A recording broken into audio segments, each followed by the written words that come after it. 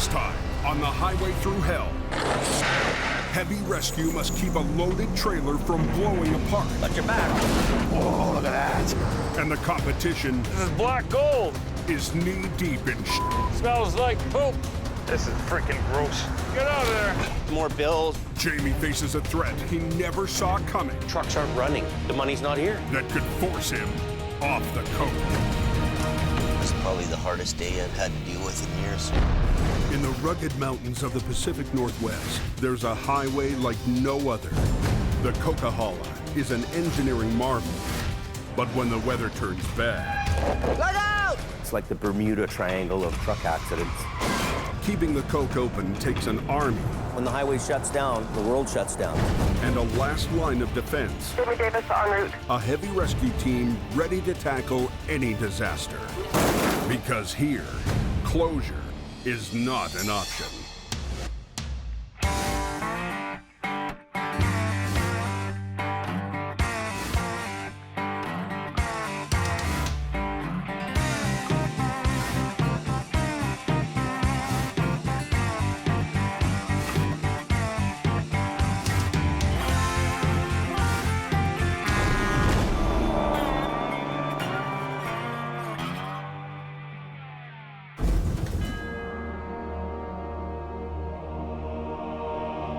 The last of winter is still biting at the Highway Thru Hell. Go ahead. Jamie and Adam start their day mopping up a messy wreck. Got her? You betcha. A couple of 750s, we could have done that in 4 hours. You'd be here for a week. Isn't it amazing how things have changed? Why wouldn't anybody who does this job want to own a rotator? Once again, Jamie's $750,000 gamble is paying off. The rotator is the ultimate machine if you want to quickly clear wrecks off highways. When there's a major incident here, I'm confident that we're going to handle that job quickly and efficiently, and we're going to get the highway open faster than anybody else. On his way home, he gets another chance to put his mean machine to work. Truck in the ditch at Kanaka. Left one scene right to go to another one. Dispatch called us and said that we have another semi-wreck just down the road here.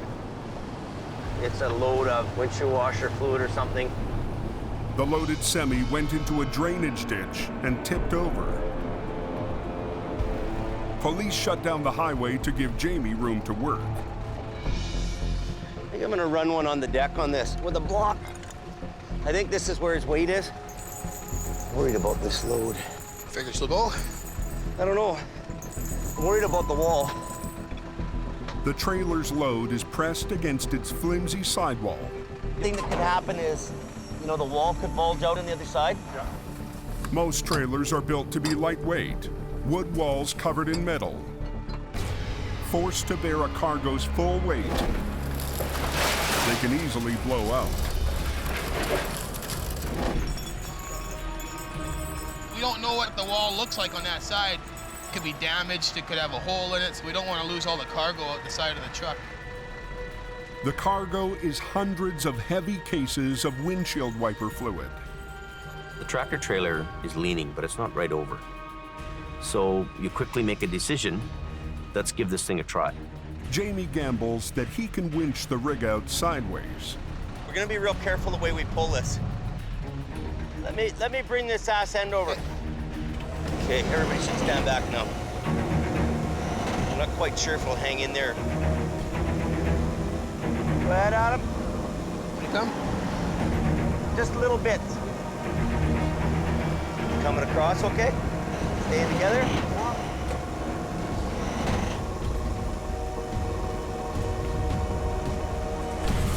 Watch your back. Look at this thing. Holy. I don't know what we're gonna do with that landing gear. The weight of the load is pushing the landing gear into the ground. The landing gear was kind of in the mire and it was grabbing onto the pavement, the trailer, and then the walls hanging there, and that's a real critical time. So, you know, what do? Do you keep pulling? Do you stop? Do you shovel it out? Traffic is backing up, and the police are pressuring Jamie to get the road reopened. pull it through there, hey? I don't know what else we could do. With the trailer hanging, their only viable option is to keep pulling. Go ahead. Keep going. I gotta get ahead.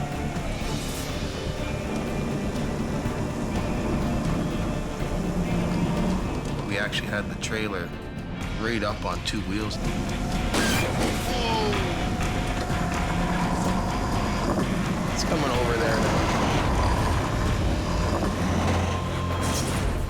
The trailer's back on the road, and even better, We're lucky. the cargo is still inside. Okay, you can undo her. The only damage is a blown front tire. That went pretty quick, eh? That was pretty fast.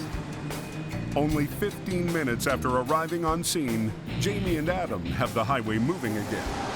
Highway 1 is now open, boys.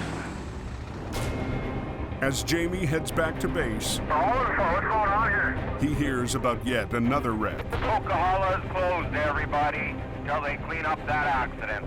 Better get that Jamie Davis out there. He's number 1. A semi is in pieces on the Coke just east of Hope. We have a truck that has rolled over on Highway 5.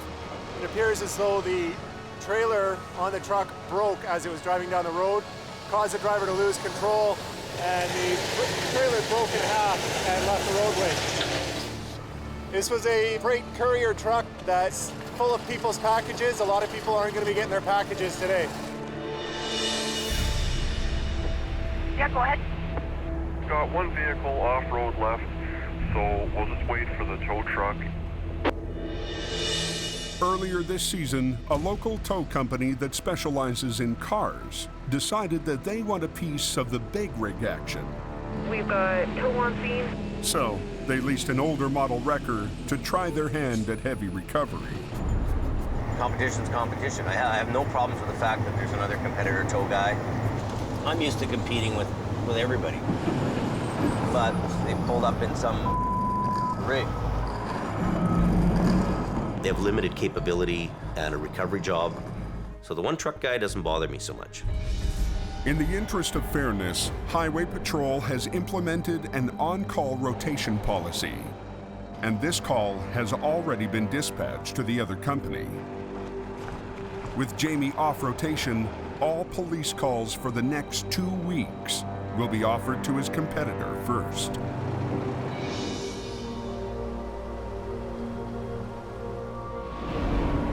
Higher up on the Coke, Jamie's car guy, Ken Monkhouse, is on the hunt. This is my family in Hope, me and the tow truck. General plan is you drive up and down the highway, they're looking for somebody that needs assistance. For Ken, this has been a tough winter. The competition thing is really ramped up.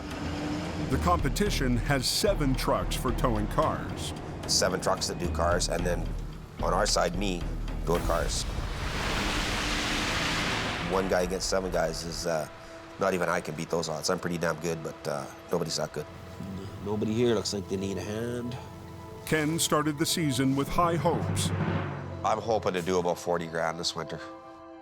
but so far, he's barely made a quarter of that. We're almost into March here, and the season's been an epic fail. The last 9 days, I've made $45, $5 a day. And I have a real hard time with personal failure. I have a real hard time with looking like an idiot. I don't want to get discouraged at this point in the game. It's not a good thing to be discouraged. Try and stay positive. If I'm positive, I'll do a lot better. You know, it can turn around tonight. It can turn around in an hour. Fortunately, winter isn't over yet. It's snowing pretty hard up here. That night, a low-pressure system rolls in off the Pacific and smashes head-on into the Coke.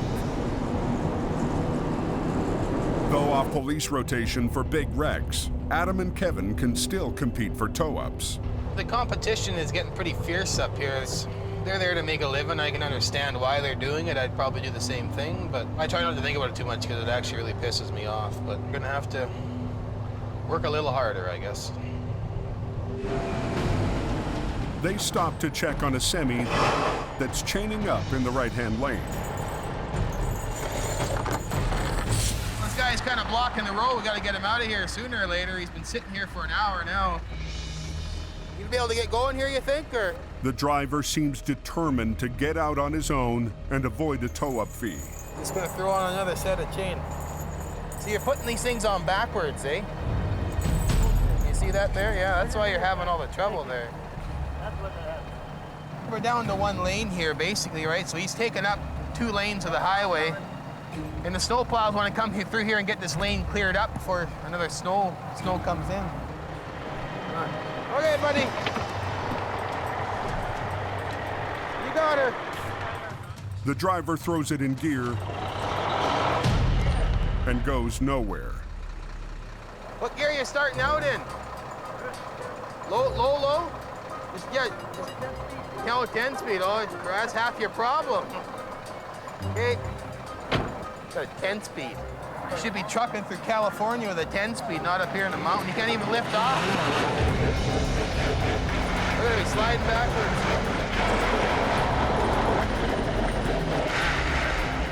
You can't tell a guy how to drive because he knows how to drive, right? Something's got to give. Look at that chain, it's getting shredded.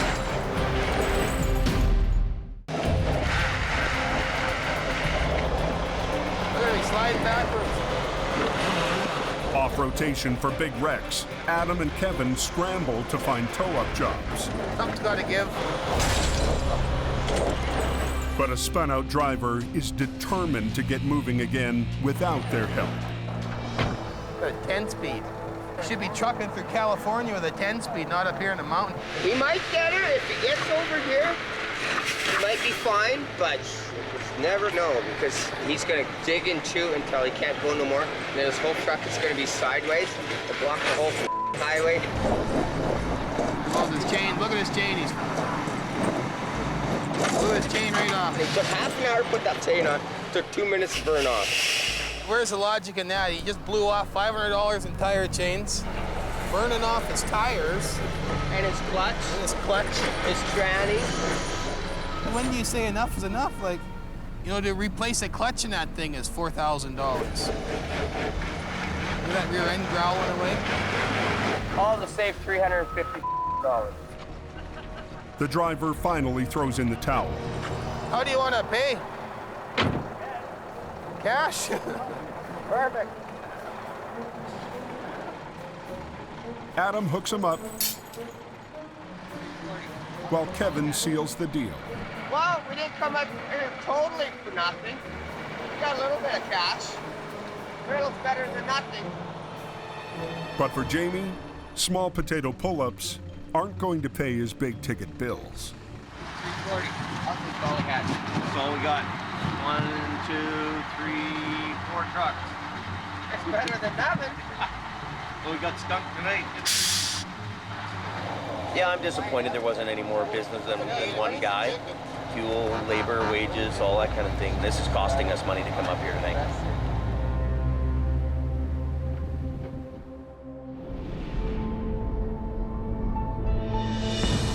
Morning brings another wreck to the Coke. A double hopper hit a slushy shoulder and tipped over into the ditch. With Jamie off rotation, the call goes to his oldest rival, USA 12 from Alquire. Al Quiring. Also, we have a semi flipped over at Larson Hill. Trailers are completely on its side. The load is out, so. Unlike Jamie, Al's philosophy is that one man and one truck are enough to tackle almost any job. I do a lot of tractor-trailer rollovers with just the one wrecker, and that's not uncommon for me at all. There's no rescue trucks, no guys running around. Wah, wah, wah, wah, wah. You can't send out an RB when all you needed was a fly swatter. Al believes in keeping his overhead to a minimum. Never once has anybody phoned my family's office and asking if we've got a shiny truck before we get a job. You know, most of the time it's, can you come quick? Yeah, here's our guy right here. Wow, that's a lot of tension on there. But something about this job smells funny. Smells like poop. It is! It's stinky poop, Al! Yes, it is human waste. It's biosolids. It's processed from the sewage treatment plants. With only one wrecker, Al will have to upright one section at a time, starting with the cab. Now we're gonna hook the winch lines on and do us some pulling. If you want to take the hook down to the chain there, I'll pull from here. He recruits the trucking reps as swampers. We'll bring that right up to the D-ring there again. Al's Vulcan wrecker is equipped with a side winch, allowing him to pull from two directions at the same time.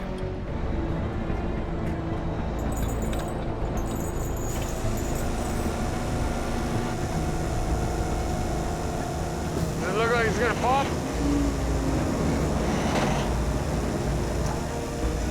Just watch out, John. Get out of there.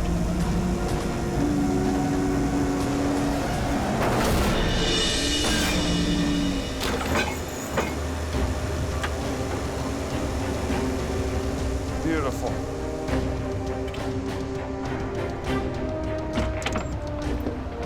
Now, if the rest comes out that easy. Al repositions his wrecker to tackle the two hopper trailers. That was quick and easy to pull the tractor out. Hopefully the trailers will be the same. I'm used to flipping trailers over myself, so that's not a big deal. Gonna have to get out and have a look at the angle of the good angle. He figures flipping the hoppers will be a piece of cake. The sooner I got that mess cleaned up, the sooner I'm heading home to my wife's good cooking. To avoid bending the chassis, he wants to unhitch them and flip them one at a time. We're gonna pull the pin puller. Ugh.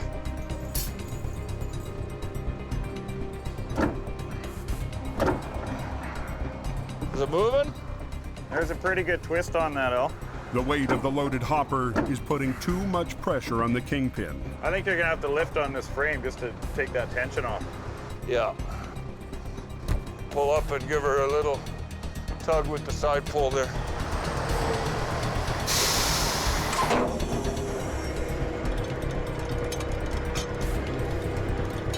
Hey, Travis, tight! Got it. Do you think that pin popped? Yeah, it is. Oh, it did, eh? Yeah. Oh, beautiful. Now he needs to get them back on their wheels. And we're gonna see what we can grab hold of it. But there's no secure place to rig onto the thin top edge of the hopper. Hook that chain so the hook comes back into the ring. We're just gonna try and get that trailer separated and drag it up the bank a bit so the load will come out of it. The hoppers are made of lightweight aluminum. If he tries to flip them with the load inside, they could break apart. So first, he needs to dump the poop. We're hoping to get the ass end of it kind of up here so that it's laying mostly upside down. He is hoping to roll it as he separates. Should empty out the box real nice if it works. It's moving now.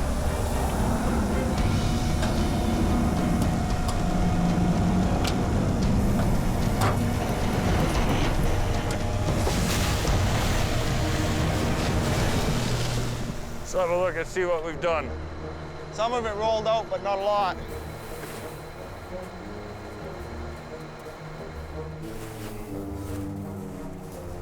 What do you think, shovel brigade? Are you serious? I've got tons of shovels. That's 20 metric ton. 3 guys, that's not that bad. You don't want to shovel? No problem. Get out of the way. I'm going to shovel. I'm going to shovel until I can't shovel anymore. And then when I can't shovel, I'm going to switch arms and I'm going to shovel some more. Just like eating an elephant, one bite at a time. This is black gold. You got a pretty low standard of gold there, Al. All season long, Scott's been waiting for the new record Jamie promised him, making do in the meantime with the vintage General. Joe. Last week, Jamie broke the news that the new truck is built, but he can't afford to put it into service. I don't know what to say to you. What do I do? I've got to cut costs. I can't. I've got to cut costs. This is the thing I'm wrestling with. It keeps me awake in the middle of the night. Right? Well, I'm sure it's going to keep me awake in the middle of the night.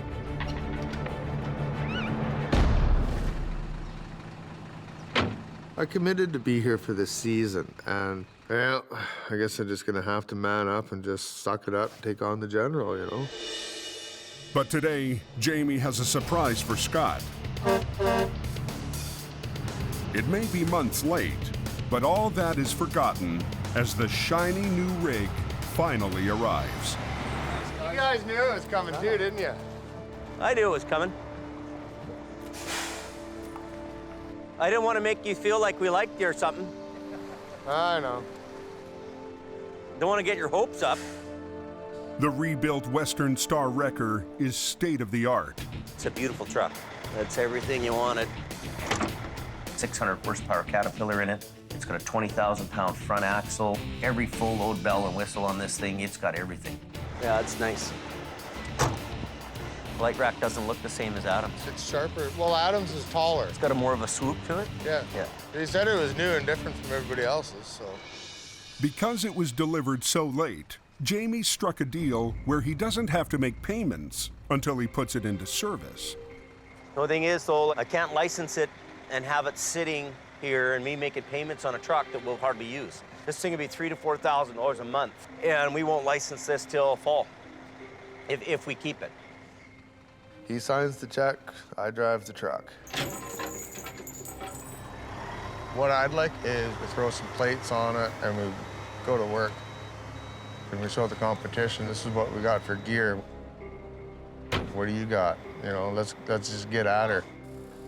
But for now, the newest addition to Jamie's fleet isn't going anywhere.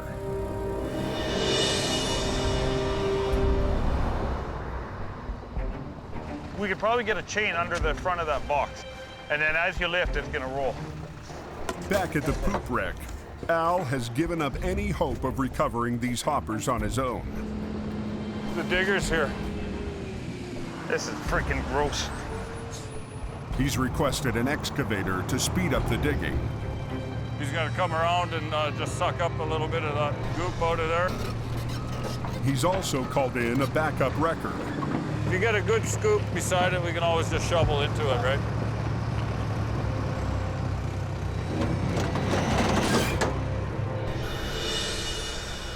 By sundown, he's got the first hopper empty and out of the ditch. Fire that baby up and get the digger in there. But it doesn't look like he'll be home for dinner. Oh, everybody wants to be home at the end of the day, but this is a 24/7 job, right? And this job is far from over. Short one, long one. Al still has to get the last hopper out of the ditch. Flip this one over the same as we did the other one. Yep. And he'll use 2 wreckers to do it. Back her up a bit. Back her up a bit? Oh yeah, you're way too far away. Okay. We're not dragging, we gotta lift. You see your boom is here? Yeah. The load is over there. Yeah. Where do you want me to go with this one? You see the ring there? Oh, you okay? I've already got one here, Al. He's had to shift from being the lone wolf Right here. to leader of the pack. No. Look out! Gord, just cut the wheels hard to the right and go forward. You're repositioning or coming off? Yeah, cut her loose. Same chain as Give me a little bit more. I got 8 people asking to do everything at once. Just undo the chain. Leave the chain there. I don't have enough, Al. Hey, we're digging the landing leg in, Al. Watch out, John. Get out of there. Gotta have a victory steak. But that steak may be coming with eggs for breakfast. Tow time, but when we're done, it might be morning time, so.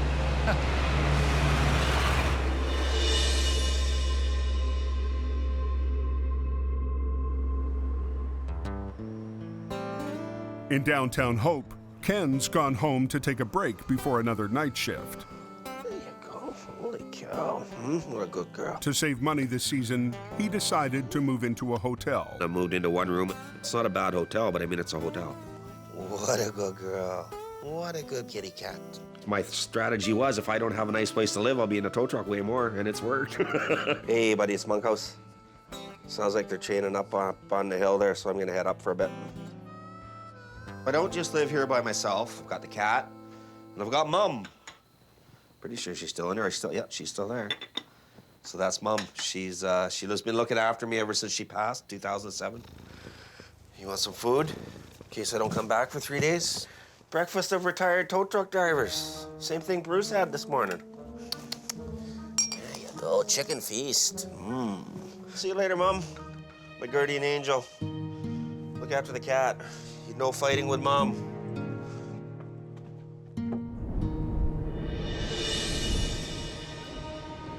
Tonight, Ken's working an extra shift to help make ends meet. We didn't do a whole lot in the last 2 weeks, and it's getting bleaker and bleaker. We just frickin' paid the rent on Friday, like 8 days late. It's got me questioning the whole deal. You're never knowing how much you're gonna make. You know, are you gonna be paying your rent every 2 weeks type of deal? You're gonna be living in a whole hotel.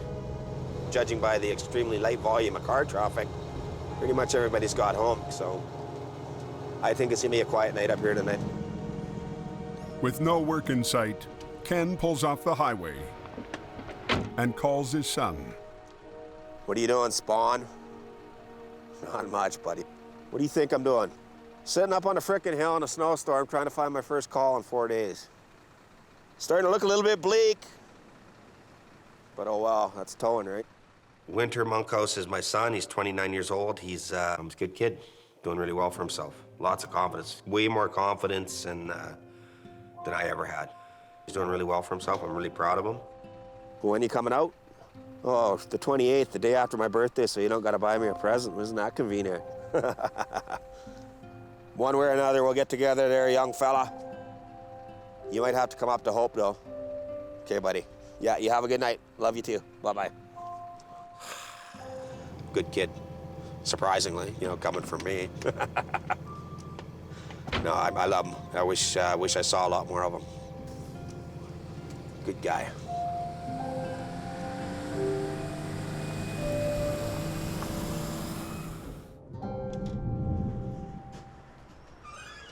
After another night of no work, Ken tries to find luck elsewhere.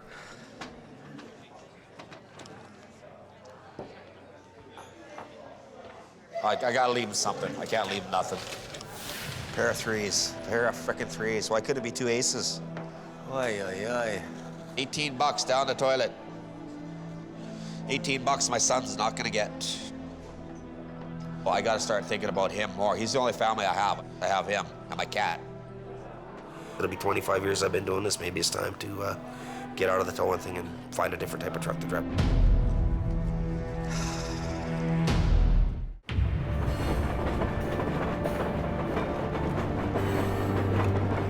Jamie has been off police rotation for a week now, and the reality of having no wrecks to recover is starting to sink in. We're on rotation with the other guy every 2 weeks, and we have 2 weeks on and we have 2 weeks off. So for the 2 weeks that they're on, you know, I'm keeping people staffed and employed here. Bills, bills, bills, bills every day. Depressing. You know, I hate to be a whiner. I hate to whine about all this stuff, but we're riding on millions and millions of dollars of investment here. You know, millions to just be here. So, you know, when you lose your money and your revenue's gone, I mean, it's a life game changer for you. I'll go deal with the phone calls, I guess. And the more bad news mail. I bought myself some gloves. I got the receipt. Cool. Thanks, buddy. Why are we buying 3 of these things?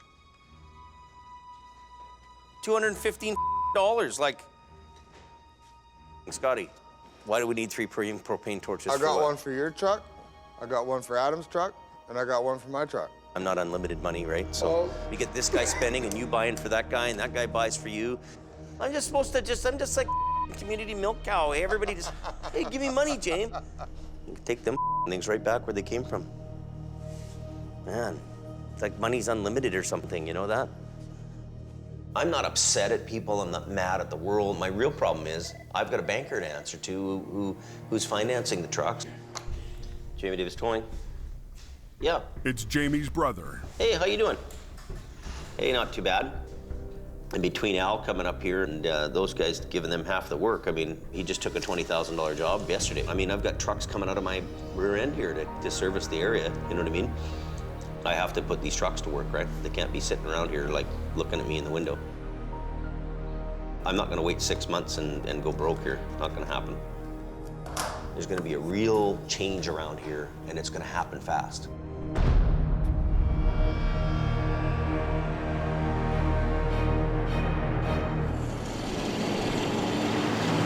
Later that night, trucker radio reports a wreck on the Coke. Northbound, you got a smashed up vehicle. Oh, there's a parking job. Just hope nobody's hurt. His call originally came into us as a multi-vehicle collision near the snow shed on Highway 5. Unknown injuries. The two-car collision has shut down one of the northbound lanes. Though he's still off rotation, Adam can't resist responding. The company that is on call is nowhere in sight. I'm not willing to stay here and wait for towing to get here, so it happens. You gotta get the highway open. Thanks a lot. I'm just glad to be alive. Yeah. The stunned driver of one of the cars was slowing down when he got slammed from behind. It's like if you could look in your rearview mirror and you see somebody coming to kill you, basically, because he was coming so fast. He hit me so hard, I went around and... Oh, so you're spun right around? Yeah. Oh, my God. I've got 2 dogs with me, and I thought they were dead. I thought I was dead, but I've just kind of got them bundled up here so they're okay. I wouldn't want my dogs to die. Adams called for backup, and the hungry crew will take any work they can get. I don't like towing little cars at all, for any reason, anytime, anywhere. But there won't be a whole lot of work, so now we have to supplement our income by picking up as much work as we can. And if we can be Johnny on the spot, well, we'll give it a little shot, you know? Within minutes, they've got the highway open. So we're hooked up and we're heading for home. Okay. Adam's pretty good. He's one of the best drivers that we've dealt with up here, and always gets things taken care of fast for us. What's going on up on the Coke? I'm gonna need at least one heavy wrecker for a truck and trailer. When news of another wreck comes over the radio, You and Adam both heading to this? Roger. Adam and Scott shift into high gear. Jackknife truck about 15K up the road. Sounds like he's southbound across all lanes of traffic. I guess there's somebody all bent in shape up there is up here, northbound. Okay, I got a good jump on him. We'll have 20 minutes on him anyways, Adam. This thing cleared up before he even gets there. A jackknife semi has both lanes shut down. Adam and Scott's wreckers are the first to arrive on scene. But the competition shows up only minutes later. And because he's on rotation, he gets the job. Yeah, we won't need your iron today. Thanks for coming next time. This one's too easy. What's on the road, man? That's half the job. It's too simple. I don't need a rotator and 4 tow trucks and I don't know What are you doing? Between getting an assault charge, I might as well just go home. Adam walks off the field, but Scott decides to stay and watch the game play out. I'll just wait for a few minutes. It's their job scene, and they've made it very clear that it's their job scene. Okay, you're off. Free country to be where they want to be. We're gonna stay parked where we are.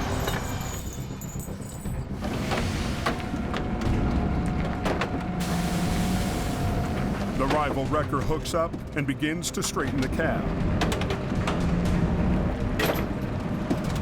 But as he pulls, a punctured fuel tank starts to spew diesel all over the highway. A jackknife truck is blocking northbound lanes on the Coke. Scott and Adam were the first wreckers on scene, but the competition is on police call, so he gets the job.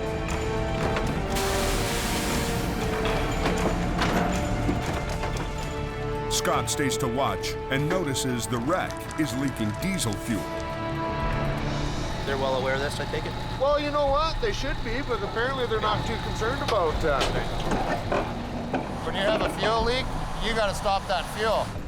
If they had the proper equipment, they could contain that fuel leak instead of letting it go into the environment. The officer reports the situation back to his supervisor. Stop that fuel, Johnny? How are you going to stop it? How? Stop it. Well, I'd just take a piece of wood and jam her in a hole like it's been done for years. He doesn't even know how to stop a simple fuel leak. I mean, that's heavy towing 101. You get to an accident, you see fuel leaking, you get your cedar wedges and you start pounding them in the holes. Always have wood with you to stuff in the hole. But what we got is now we got fuel everywhere. Yeah, so it should have been pumped before the job happened. So. Okay, we got a diesel spill all over the roadway here. How much has been spilled? About 450 liters. About 450 liters. Yeah, we're gonna have to call environmental then. That's a lot of diesel. Yes, sir. An environmental spill like this could cost tens of thousands of dollars to clean up. So you're with Jamie Davis. That's right. Okay. I just stayed to observe what's going on, and he doesn't like me pointing out their faults. That's why we spend millions of dollars on gear, and he spends. Does anyone have a pump we can pump it? We do. You do. We do. We got a pump too, but by the time we get it done and rigged up, it's already been punched out all over the road anyway. Well, it didn't start leaking until you pulled it off the landing gear. We have to pump it before we can drag it anyways. You know what he's doing is he's making for a dangerous situation on the other side, because that fuel is going to go over the other lane of traffic, and you know what diesel and ice does. Yeah. Okay, hang on. Yeah. Diesel and ice, it's just probably the most slippery substance in the planet. Preference, you pump the tank first, the traffic can wait. The fuel is more important than the traffic right now, so if we could keep the fuel down to a minimum spill, we can clean up. But the competition's pump is still back in town. Until it gets here, he decides to take Scott's advice for plugging the holes. It definitely slows down the leakage until you get your pump. Okay, well, it's kind of too late now, so yeah. It's frustrating. It is. It is frustrating.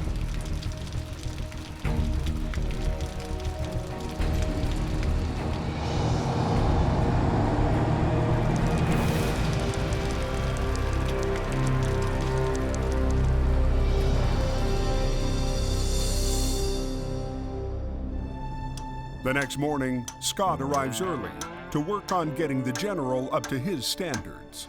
I gotta drive the old girl. I might as well give her a bit of a cleanup. So what happened on the Coke there last night? When we first got on scene, there's no fuel leaking, there's no nothing. He just shows up, throws a hook, and starts yanking. We have a whole yard full of updated modern equipment to handle these jobs. Yeah. I can see the writing on the wall. Now I'm faced with the reality that 50% of our business is gone. In a 2-day deal, I mean, there's $25,000 in work that went out the window to the competitor. So now it's starting to hit home for me. It's a rough, hard road to be in. I don't recommend people to get into this business, I tell you that. In a second, in a New York minute, you're done. My whole life's in a turmoil. All of a sudden, we have no work here. What do I do with all these employees? What do I do with the trucks? You know, closer's not an option. So I have to either auction off those high-end trucks or find another home where they can go work and make some money. It's a really hard day for me. This is probably the hardest day I've had to deal with in years. With nothing to do but wait, Jamie heads to the barn for beer o'clock. It's nothing but an old barn and a bunch of good old boys in there, but at the end of the day, there's lots of business goes on there. Everything around me has beaten me to the ground where I can't even really supply the service. It's not a lack of knowledge that's holding you back here. It's a lack of business, and you don't feel you can. Well, we can't survive. Really, we can't survive. We have a guy who's taken 50% of the rec work out from us from the RCMP. So the phones aren't ringing, trucks aren't running, there's no work. The money's not here. These are realities that I've got to face and I've got to deal with. You know, like, you've been barking up a lot of trees looking for the cat, but you haven't hit the right tree to get the right cat. If he's gonna wind up packing it in here, he might as well make an attempt somewhere else. There's money in the oil fields. Go to the oil fields. Go to Alberta. Fort Mac has got people lined up, you know, for tows. If you go to Fort Mac and try it, I don't think you'll ever look back. Well, why aren't you trying Fort Mac? The opportunity's there to try. Why wouldn't you try it? I'd definitely be looking at that for an option. What have you got to lose? Being off police rotation is killing Jamie's business. We have a guy who's taken 50% of the rec work out from us from the RCMP. So the phones aren't ringing, trucks aren't running. With a big crew, a fleet of trucks sitting idle, and bills piling up. Bills every day. He's reached a breaking point. Well, we can't survive. We can't survive. So why aren't you trying Fort Mac? What have you got to lose? Fort McMurray is a boom town, 900 miles away in the heart of oil country. We keep getting drawn to Fort McMurray. So oil fields are going crazy up there with work. So maybe me and Adam got to go to Alberta, and they'll appreciate a couple guys like us who come out there and do the job for them. Population of Fort McMurray, 72,000 people in that town. Look at the streets, 5 abreast on that street. Pretty big town. Yeah. They do a quick web search to check out the competition. Have you looked at this guy? Yeah, he doesn't really have much of a sight. Have you looked at them? No, what's he got? I don't know. Yeah, that guy. He's got pretty big stuff. Yeah, but he's got one tandem though, right? Yeah, he's heavy duty. Fort McMurray, that's been in the back of our mind, but now I think we're at a point where we really don't have any choice. The next morning, Jamie and Adam decide to take advantage of being off rotation. Okay, we've made a commitment that, you know we're not gonna starve here all summer. I'm not doing it. He certainly doesn't want to do it. He's got to feed his family. I'm not gonna wait around till the banker's phoning wanting to come and repo my truck. I gotta go put these trucks to work. So we're on it, we're going, so. Well, we're gonna hop in our pickup, I guess, and go up to Fort Mac and hunt around. We'll go do some scouting and check it out and see what happens. So we're on the way to Fort Mac, so I'll call you later. Bye. I have no doubt in my mind there's a ton of work because it's like the economic engine of Canada. It could be a good idea. Jamie's a visionary. Jamie's been in business a long time, so who knows? It's a huge gamble. A new town, new competition, a new highway. Do I really want to go and play in somebody else's sandbox? Not really. Not 100% certain. I don't think Adam's 100% certain. I can't stop here and cry over spilt milk. You're either going ahead or you're going backwards. I'm looking forward to it, but in the same hand, I'm nervous about it.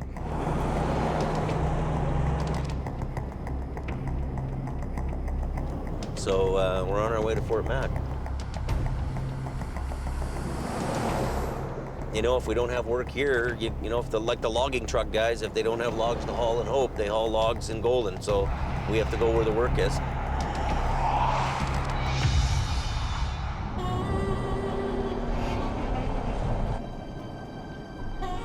After 16 hours of driving, they arrive at Highway 63, a notorious stretch of road that's the main lifeline into the remote northern oil fields.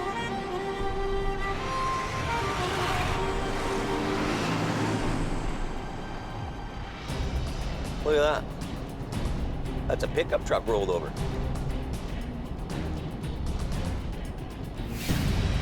I can't believe they leave cars in a ditch like this around here. I mean, this is like the Wild Wild West here, from what I can see. Just like money, money, money all up and down this road all morning, eh? Yep. For most drivers, this highway is a nightmare. But for Jamie, it might be a dream come true. Next time on the Highway Thru Hell. Nobody's going anywhere. A nasty spring storm Yeah, he blocked the whole road. catches the coke off guard. We were converting to summer. A mail truck hurtles toward an icy river. I'm worried about that trailer moving. Look at, look at, look at, look at. And a broken promise forces Jamie to walk off the job. We're done, okay? We're leaving. And face a reality that could drive him off the coke. You're either going ahead or you're going backwards.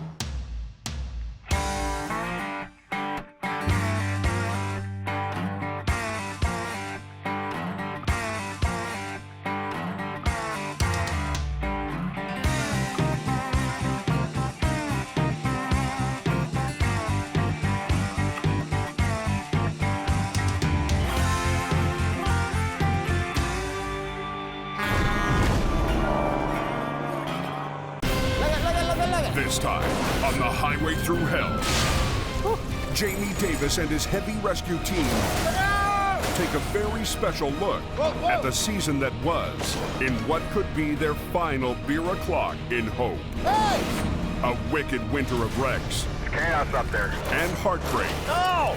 forced Jamie to make the most difficult choice of his life. Everything around me has beaten me to the ground. He turns to his trusted crew The reason I called you guys all in today, to decide whether to stay on the coke look at that. or leave Money, money, money all up and down this road. for the rich towing grounds in Canada's booming north.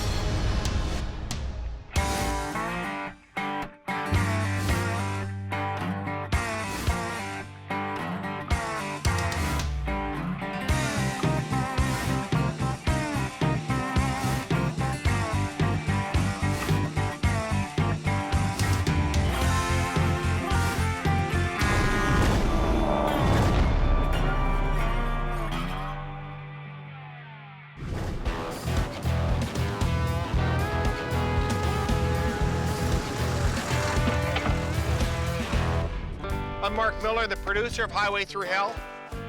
Welcome to our big pre-game show for our grand finale. I know everybody's anxious to see how it all ends, but we thought, what would be better than a final beer o'clock, a chance to catch up with Jamie and the boys, to talk about the season that was up on the coke and some of the hard decisions that still need to be made. Cheers, guys. Cheers, boys. Here's to the end of the season. Only hope. Hey, Mark. One big episode left, big grand finale. What's it like for you guys? Now you've been on TV a year, a full season. Oh, it's great. I'm amazed at how kids enjoy the show. Kids start dressing up as you at Halloween. You know, you're either very frightening. Even just going grocery shopping, you got people following you through the grocery store. If you walk by somebody, you can just tell they're looking at you like, I know that guy. Some guy banging on my door 8 o'clock Sunday morning wanting free posters. So people know who you are. Oh, yeah. And I mean, I'm not as recognizable as these guys. I mean, but I get it a lot. My God, you got a good haircut. I got the same barber as you bastard. Well, listen, we figured that we would take kind of an unofficial poll of some of the top wrecks. We'll roll some tape, count them down, see if you guys agree with what our poll says. The reefer started to jackknife, then drove up the road into a ravine full of trees. You got the stumps here in the way. You go backwards, it's gonna hit that tree more. The other side of the trailer is so badly crinkled and wrinkled from the trees and all that the integrity is gone. Adam!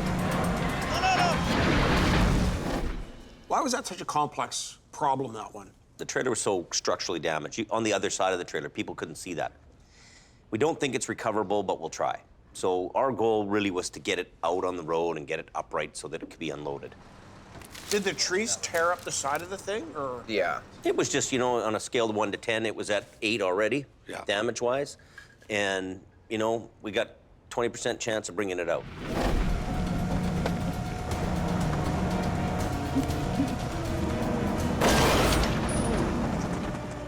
The damage from the crash was too much. Chicken everywhere. That was the end of that.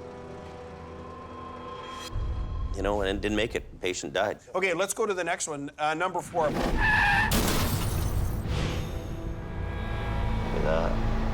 down. The truck jackknifed and crashed through the guardrail. All that's holding it from a 600-foot free fall is a single tree. So when you get to something like that, Adam, do you have to like look at it and go, you know, what's the point of failure? Where is this thing gonna let go? Well, you can only judge it from the top side. Like, I don't like going to the bottom side of things at nighttime. Why not? Well, if that tree breaks, that truck will be landing on top of you, so.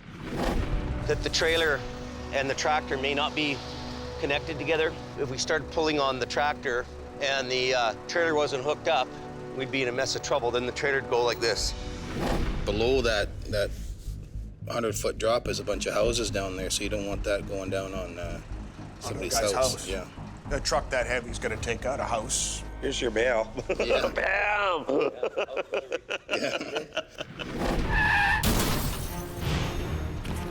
Hey, let's go. Grab this line. Come on. The semi lost control on a grueling descent, bounced off the median, and slammed hard into a snowbank. Well, it's buried right into the snow. I think, was that Holland? Pharmaceuticals. Pharmaceuticals, that's right. And that was a very expensive load of That was a happy wreck. Yeah. Who was on that one? Me and Kevin got on scene first on that one. What did you think of it, Kev, when you first saw it? It was difficult because the way the truck went in, it was just so cemented in with the snow. But you didn't know that, though, till you started pulling on it. Right. Like, it just looked like it was sitting in the snowdrift.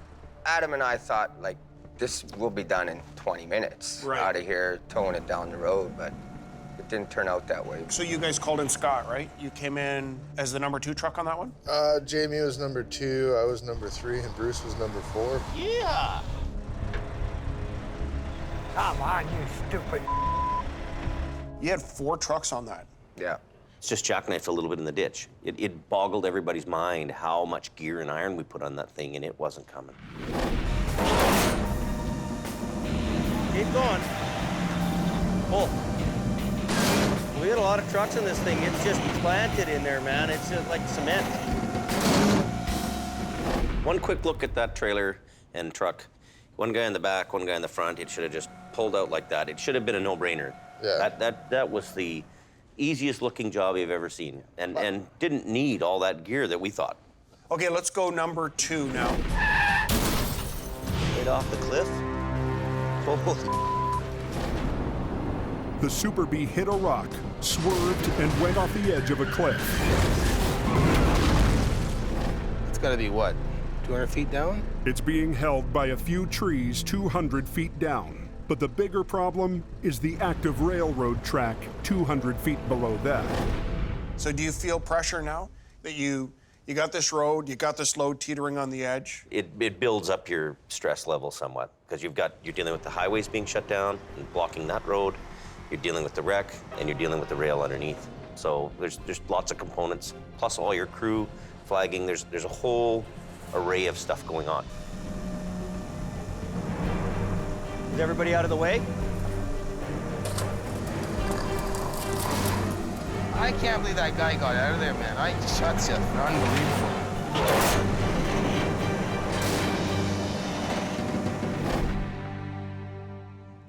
All right. Was there anything left of that truck? I mean, that was a mess, that one. Pieces. Okay, let's go to number 1. This was our unofficial survey. Drum roll here.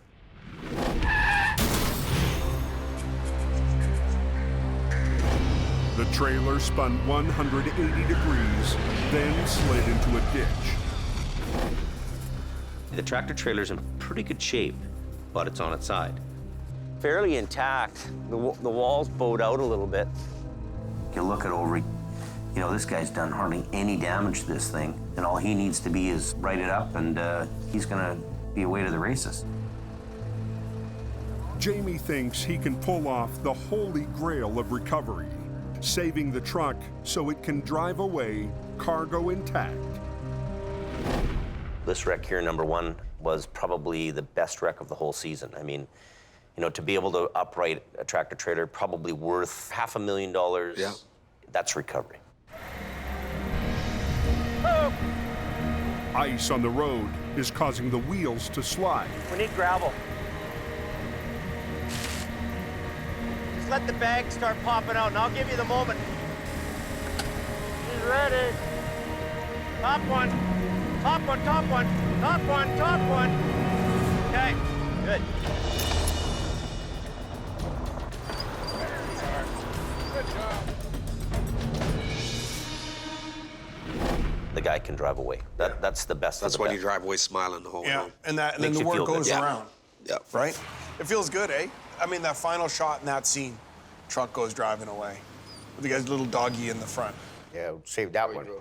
What would your vote be for the worst wreck of the season? Bell's Crossing. Yeah. Yeah, the lumber truck and the methanol truck was the worst night of the year. That was the nightmare. worst one. We were soaked and cold. That Tired. was bad. Tired too, yeah. Stupid snow, it was stupid ice. Cold, it was warm. What a nightmare. Cold, tired, and miserable. Piss and rain out my feet. I'm soaked to the brim. Everybody was just about in tears. You see a bunch of rough and tough guys, all of a sudden, you know, they're not so rough and tough anymore. And we want to go home to mama. We're done. The question is, was that really the low point of that wreck? Because I remember there was something else that happened there, unfortunately. Oh my God.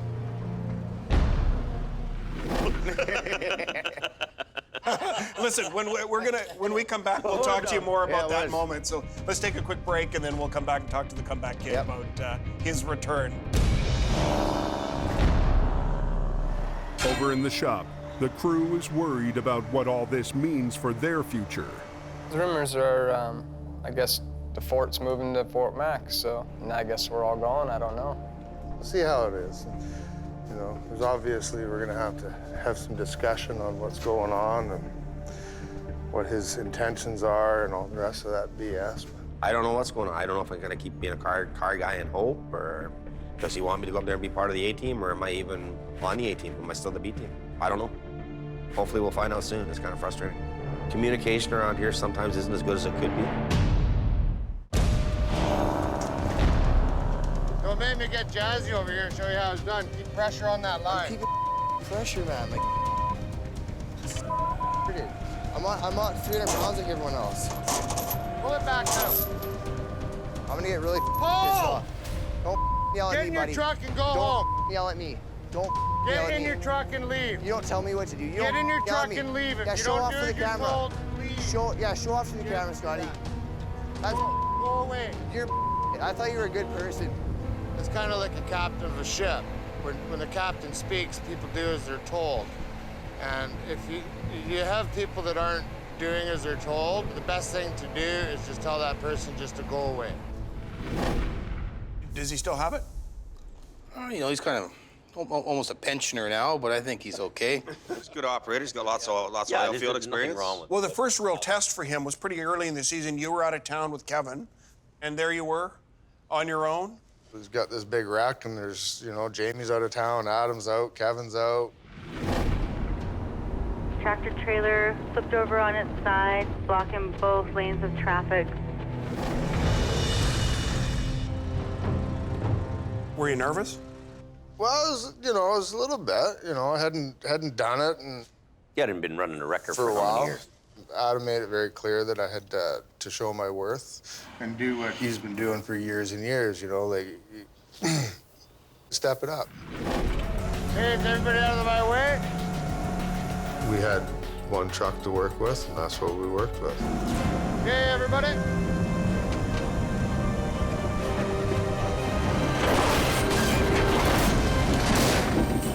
That was cool. Textbook.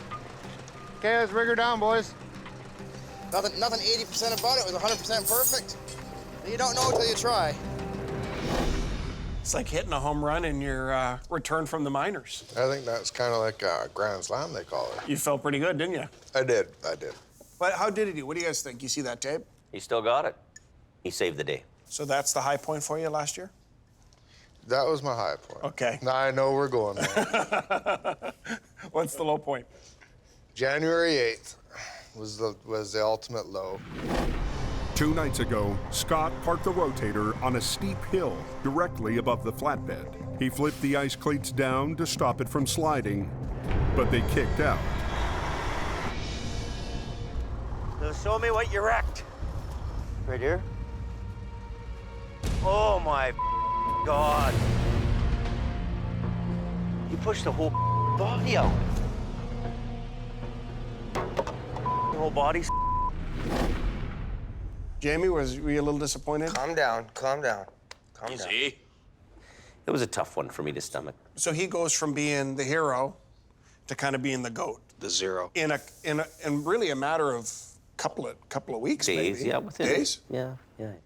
It was bad, you know, like I knew, you know, I mean, for Jamie to kick me loose in a, you know, $750,000 truck, you know, it showed me that he had a lot of faith and trust in me to take care of it. And then, you know, when that happened, it was like disgusting. One thing I got to ask you.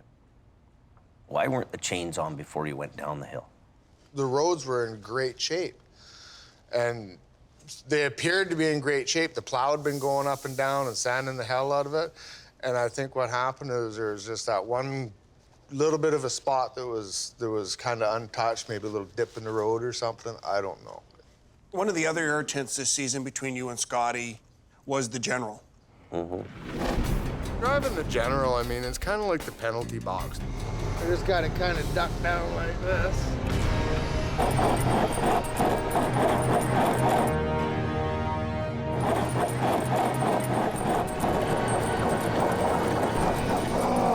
The General truly is an embarrassing truck to drive.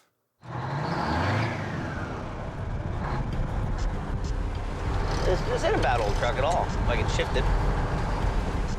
You know what? These guys are spoiled. You know, you get a brand new truck, you earn that truck. I could take any kind of a truck like this, bubble gum it together, duct tape it together, and I'd make $250,000. Scott should be in that truck doing the job. I'll suck it up, princess. We all did it. We've all been there. You told us you were quite frustrated with Jamie. I was. Many times, getting in that General, it was a common theme. You were unhappy in that truck. And I would even go so far as to suggest you would have said, Jamie isn't doing enough to get me my new truck. So this is the truck. Is it ever shiny, eh? Oh, it's gorgeous. What kind of a timeline are we looking at? So we're a couple weeks out? A couple of weeks out. Okay. My personal thought was there could have been a little bit more effort put into making sure that truck was done, or trying to make it a little bit quicker than it was. You know, I'm just run off my feet. Have you ever... Oh, God. Huh? No. Come on. I can't relax because there's so many things that people are always calling on me. I need to start saying no. We had battles all season Did you guys long. argue about we that? Argued all Pigeonhole. You know what? It became such a sore spot.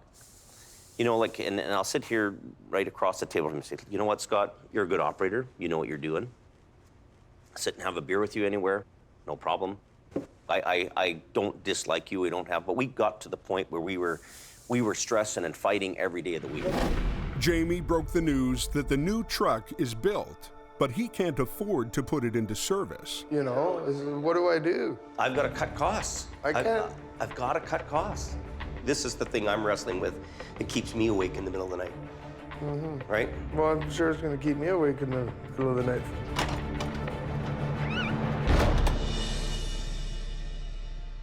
Well, near the end of the season, you know, we basically saw your truck arrive on the back of the flatbed. Yeah.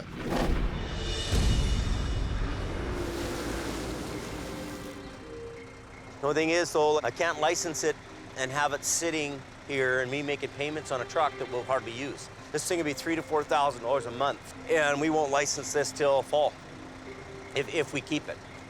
I've done everything that I've been asked to do by Jamie, and now I just got the biggest kick in the I've ever had, you know? It's like, I wasted my whole winter. Wasted it. He gave up a good money job in Alberta to come. Yeah. Did you feel a responsibility to deliver on your promise? I think that I did everything I could possibly do, given the circumstances that are beyond my control. He got kind of shafted in the whole thing. I'm not denying that. But at the end of the day, I didn't shaft him personally. It wasn't me saying, hey, Scott, I'm gonna give you the gears and put a knife in your back. Everybody has their own personal feeling. Do you wish that you didn't come to Hope? Do you wish you would have stayed with your job in Alberta? I kind of wish that, you know, if we seen things that things weren't going to work out when they were supposed to, that, you know, maybe I should have pulled the pin on it. My question is, do you regret coming here? That's a tough one. It's tough to say. No, you know what? There's some bittersweet moments there. I mean, you know. And I'll be fair to Scott too. There was a lot of times during the winter, he saved our ass on the job. Even though other people didn't fulfill their obligations to me, I committed to be here for the season. Point of the matter is the job still has to get done. Back at the yard, Jamie's got a surprise up his sleeve for Scott. Come here, you lying, cheating, thieving bastard. So here's the deal. Guy walks up in the airport. You're from that show, Highway Thru Hell. I says, yeah. I'm not signing autographs. I'm the grumpy old fart on that show. And that's the way it is, and that's the way it's going to be. Well, we got Bruce with us. Crazy Horse. Welcome back, Bruce. Glad to be back. You started out, you had big plans this season. You're going to get your truck pimped out. Another promise not kept, eh? Exactly. If there's no wrecks, you don't eat. Because money's tight, some hoped-for upgrades haven't been done. Plans to pimp out Bruce's wrecker are now on hold, although Jamie's most senior driver is still optimistic. Yeah, sweet truck when she's done, putting a wicked sound system in it. Yeah. And all underneath the body, they're going to put strobe lights. Why was getting the truck pimped out, why was that important to you? I like that truck. You see potential in it? It's a nice truck. Why didn't you pimp out the truck? I just think we had just too much on the go. There were so many projects. It's like, how many projects can you do? Bruce, what kind of season did you have? Did you have some struggles this year? I had a few. What was the challenge for you? I was getting tired of getting up at 3, 4 in the morning. Bruce is a great guy, but when the snow flies, Bruce isn't exactly the snow shed warrior. I don't like chaining up, period. Now he's gonna be stuck here, you watch. You're gonna have to chain up, Bruce.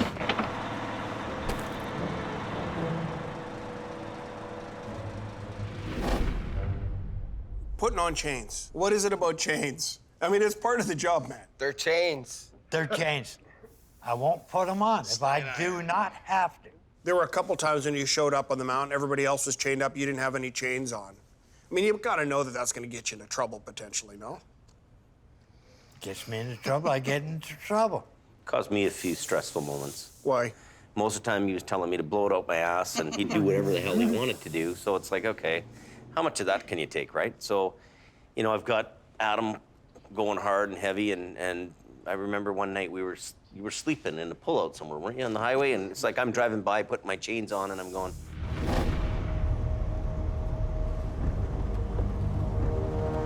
look at this. In your truck there, Bruce? Well, I worry about Bruce all the time. Because he gets some truck stop or in a parking lot or pull out somewhere in the highway, you know, passed away. Bruce. You also got to give him some respect, though. The old dog's put his time in on the mountain. Yeah. He's 35 years in this business. You got to cut a guy some slack? I try to, I do. And then, you know, it gets to the point where, you know, is this a worthwhile business event? And you got to kind of, you know, one thing in this business is a small, tight little world, but at the end of the day, I still have the cash reality to deal with. Bruce needs to be driving this. This will be easier on his back and lifting and all that kind of stuff. And it'd be easier for him to drive around than driving them big trucks, you know. But, you know, I guess it's a little bit crusty like Bruce. So, a crusty truck for a crusty guy. All he needs to do now is convince Bruce. Maybe the way to solve this problem is to put you more in a smaller truck, and then you work with Ken to do the car towing. So done with. Don't appreciate people saying I can't handle this job. But what did you think? When you asked him to go to a smaller truck, he wouldn't. You were frustrated. I was trying to take the stress off him, put him in a job where he could still make some money. Ultimately, Bruce, at the end of the day, why is it hard for you to move into a smaller truck? I don't like small trucks. Is it a pride thing?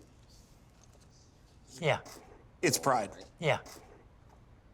There's more money in big stuff than there is in small stuff. You gotta do 5 times the work in a little truck. Exactly. The work is lighter work, though, too. Here's the thing. I mean, you know, picking those heavy chains up. You're coming back from 10 years off the job. I'm pushing 48 years old. At the end of the day, you don't get out of bed as quick. You don't bend over as easy, and as you age, it gets tougher and tougher to do.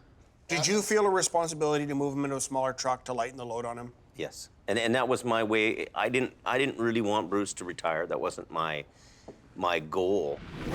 Hey, Bruce. The final straw for Bruce was a phone call from a customer saying that he did $15,000 damage that I've got to pay for. I got to go over some with you. They said that thing's $15,000 damage to that truck. Yeah. Like, I don't know what's going on lately, though, but it's just like you're upside down, you know what I mean? Up in the... Yeah, no, a minute. This is a hard thing for me to talk to you about, even, Bruce. I love you to death, Bruce, but I think you need to retire. I really do.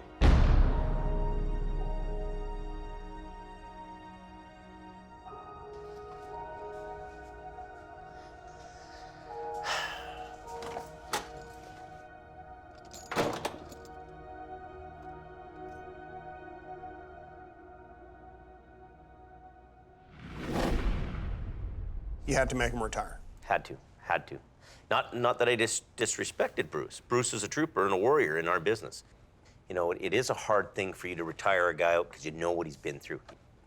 It's a brutal, brutal business to be in. It's a hard one to say to a guy, hey, you know, I know you put in X amount of years, and to just say, hey, you're done.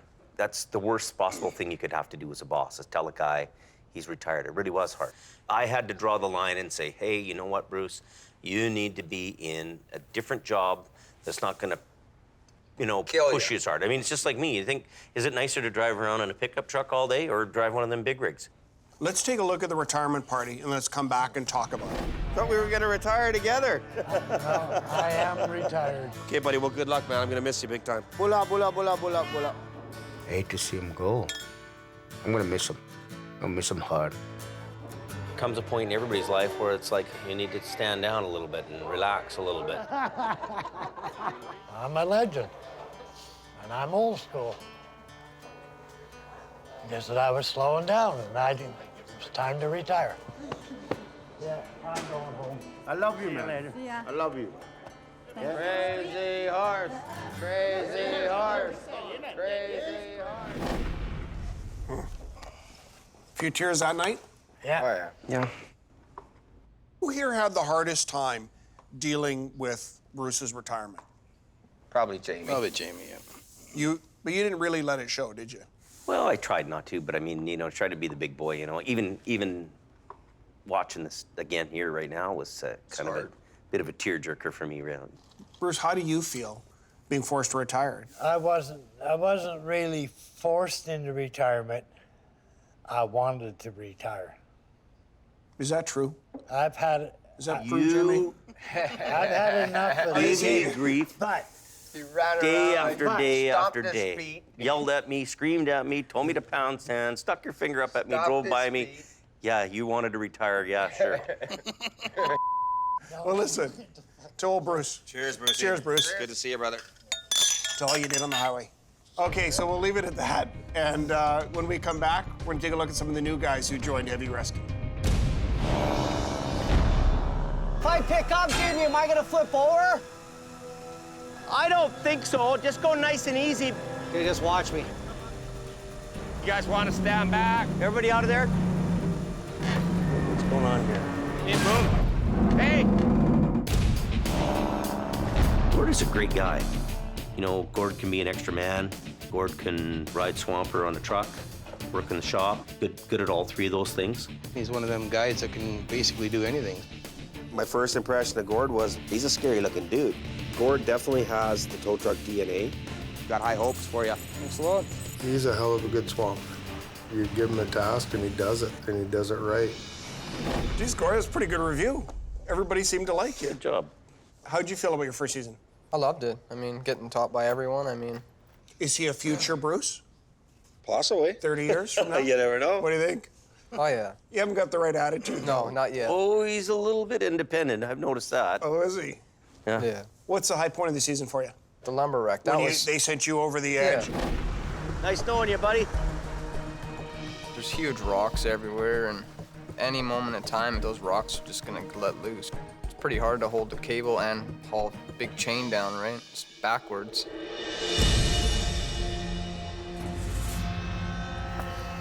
Is he okay? You all right? Hole right there. That just come apart. Stay back, Gord. Okay, here it comes. It actually jumped off.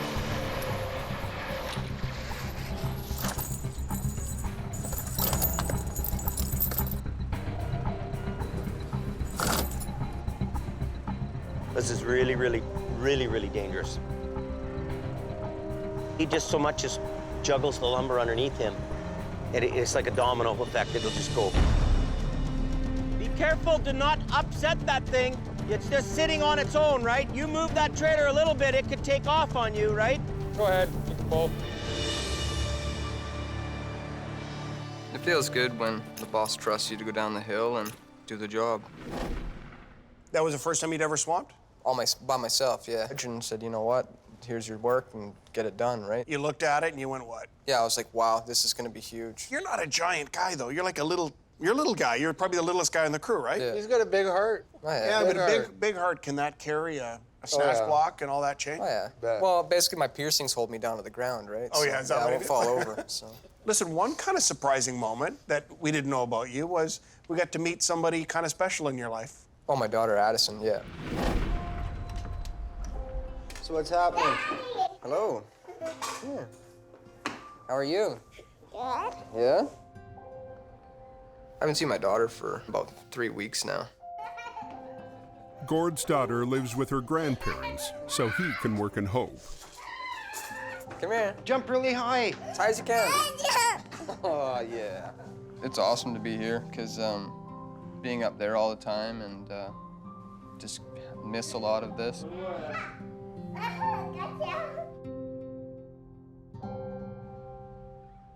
That was a pretty cool moment. Oh, yeah. She's great.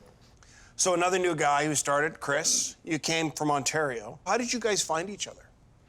They were looking for somebody. I ran heavy tow truck, and We're taking and go. We needed more help for the winter, so we thought, okay, we need the guy right now. We hire him on the spot. I'll even open the door for you, so. Chris is confident he can handle whatever the Coke throws his way. Woohoo! I did the exact same thing in Ontario. Just want to rock out. That's my goal. In one of the episodes, you're driving up Highway 1. Oh, yeah. Adam had said to me, he goes, you got to really watch that road for rocks that will slash your tires. And I'm, okay. And then I'm cruising up Highway 1 to get to this wreck. Never driven this highway. Absolutely not. 100% have ever drove this highway. So I have not a clue where I'm going. I'm just going to look to see where this accident is and see if they need help. And then I'm following a plow guy, and this plow guy's going around and he's got the blade down there. Like, there's like no snow, and you see rocks, and you could hear the rocks hitting the plow. How'd you feel about that? I was like, holy. It's obviously very different than what you're used to in Ontario. It was like, you call a hill in Ontario, these aren't hills, these are mountains.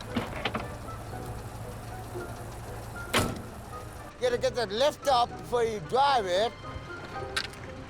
Lock that thing up, man. Lock it. You don't need this. Lock it. How are you supposed to lock it? I don't know. You're the tow truck guys, man. Oh my God. I've never towed a car in my whole entire life. I'm not gonna lie to you, I didn't even know how to hook it up. You said your first episode on the show that you had never towed a car before. Never. Some people in that episode wondered if you were for real. Defend yourself. Some of the things that they do here is way different the way we do it in Ontario. Jamie, some guys, some bosses might have thrown the guy under the bus. You stuck with them. Why? When a new guy comes in, I'm not so much about, hey, you're not top dog and you got to go. I'm going to bring him in and try to make sure that he can get better. That's what I want to do with a new guy. What was the low point for you? Was on the coke with that girl getting run over.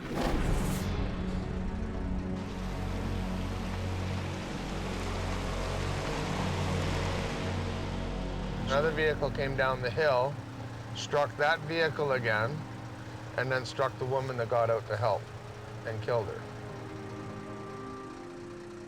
Makes you love your loved ones a little bit more. What do, right? Happens. They go too fast and they don't pay attention. And that's what happens. People die.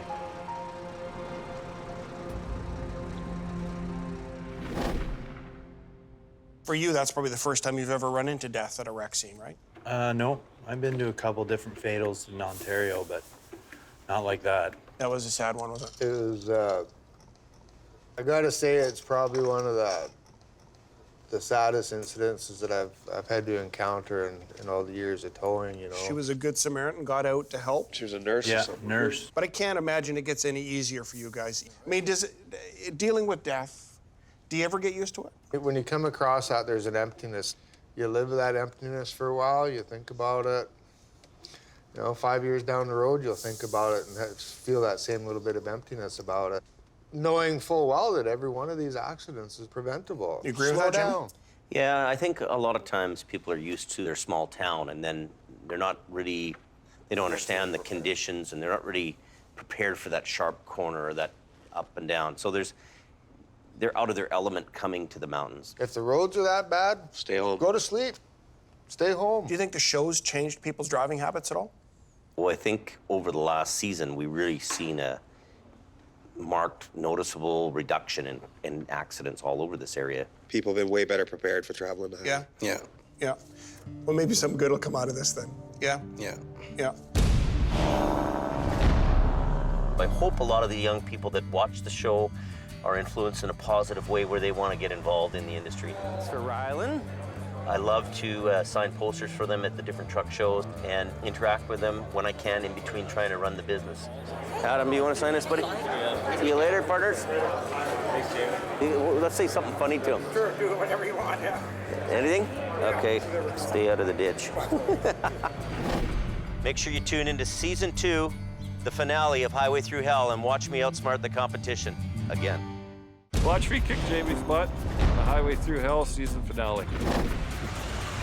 There it is, the Green Goblin. Well, I don't know where they are. I haven't seen them around. It's kind of odd. They're probably in bed sleeping, making cupcakes. Probably making cupcakes. Al believes in keeping his overhead to a minimum. Never once has anybody phoned my family's office and asking if we got a shiny truck before we get a job. Al, is it really true? That's funny. One guy, one truck, enough to keep the Coke open? You've got to learn to do on your own. Like these guys, they run around and have all kinds of people doing different things. There's some things not at all, but it's... There's a good dig. Yeah. I've watched my grandpa tow on the same corners you guys think you need rotators and this and that for. I used to watch my grandpa do it with an old Home 750 wrecker. So Usually we're off the highway in a couple hours, and one truck, it'll take you all day to clear a simple B train. Well, what is more important? I mean, is it more important just to get the thing done fast, throw a whole bunch of iron at it? as long as you can get things opened up and be cost effective to the customer. Cost effective? Is there anything? Some days I wish I didn't start at all. Cost effective. Is it not true that our industry already works at half price? Half the price compared to our neighboring jurisdictions. So how much more cost effective do you need to be for them? Is it really cost effective to make that customer on one wreck wait a whole day to get his truck off the road? Well, everybody wants to be home at the end of the day, but this is a 24/7 job, right? He's had to shift from being the lone wolf to leader of the pack. Look out! Gord, just cut the wheels hard to the right and go forward. You repositioning or coming off? Yeah, cut her loose. Same chain as Give me a little bit more. I got 8 people asking to do everything at once. Just undo the chain. Leave the chain there. I don't have enough, Al. Hey, we're digging the landing leg in, Al. Watch out, John. Get out of there. Gotta have a victory stick. Scott, let me ask you this. You're new back to the Coke. You've seen both these guys go at it for years and years and years. Step back for a minute as an independent observer. Whose model works better? That's a tough one. That is a tough one. You know, Jamie's gone to a new cutting edge. So you know, Jamie's trying to model- lead the industry. So Jamie's model is better? I'm not saying Jamie's model. You're not going to tell me, are you? I'm not gonna. You know, Al's tried and true. Jamie's is tried and true, but he's moving to the edge. I'm trying to be leading edge, cutting edge. So financially, we're risking maybe a lot more. All your guys is whining and crying all winter. I thought I'd bring you guys some cupcakes. We got a cupcake somewhere, guys? I brought enough, Adam. You can have 2. Okay, sounds good. Did you make these, Al? Thanks. I had them custom made. They're green goblin. Green goblin cupcake. Those things are shinier than your truck is. Let's take a break. When we come back, we're going to take a look at the future of Jamie Davis Heavy Rescue on the Coke, and the big question on everybody's mind, are you guys going to Fort McMurray? What about the airlines and that? What about him? You're gonna watch him break in a minute. You wanna climb down there and undo him? I ain't crawling under that.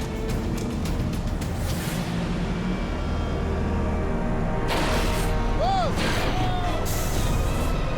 Look at.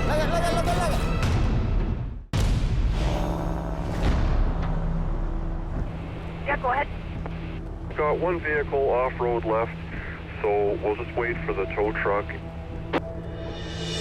Earlier this season, a local tow company that specializes in cars decided that they want a piece of the big rig action. In the interest of fairness, Highway Patrol has implemented an on-call rotation policy, and this call has already been dispatched to the other company. With Jamie off rotation, all police calls for the next 2 weeks will be offered to his competitor first. This idea of rotation, 2 weeks on, 2 weeks off, sharing it with your competition, how's that affecting you? How's that hurting you? Never, you know, competition's good in any form. Sure you need it is. competitors. It's taken years to build up our program in order to handle the types of accidents that are here, come up with the guys, the equipment, and put that package together into something, to make it into something that'll actually do a job. You start cutting the budget in half. As much as we're a private business, we're also an essential service to the highway. We're in a service that keeps the road open to the public. So at the end of the day, if we can't function financially, we can't do the job. So in this last episode that we just saw, you came up with this idea, which I think was cooked up here in the barn. Everything around me has beaten me to the ground where I can't even really supply the service. It's not a lack of knowledge that's holding you back here. It's a lack of business, and you don't feel you can. Well, we can't survive. Really, we can't survive. So, why aren't you trying Fort Mac? What have you got to lose? Fort McMurray is a boom town, 900 miles away in the heart of oil country. We keep getting drawn to Fort McMurray. The oil fields are going crazy up there with work.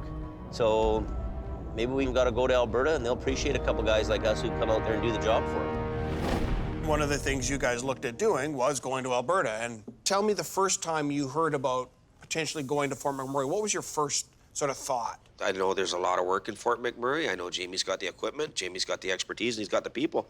The cons for me is that I love being in Hope, and Alberta's is a long way from me. I grew up 2 blocks from the ocean.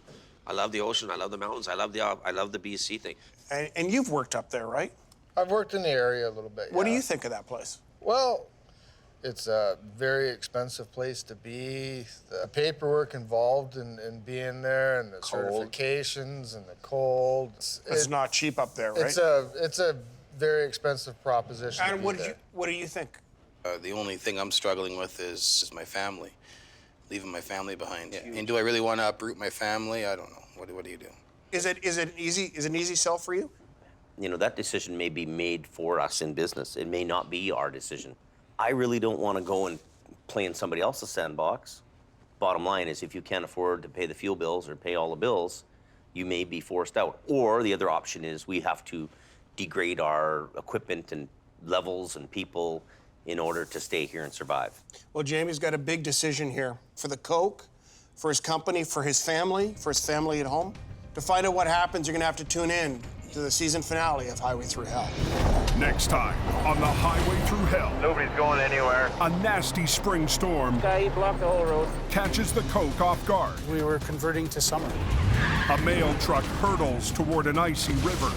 I'm worried about that trailer moving. And a broken promise forces Jamie to walk off the job. We're done.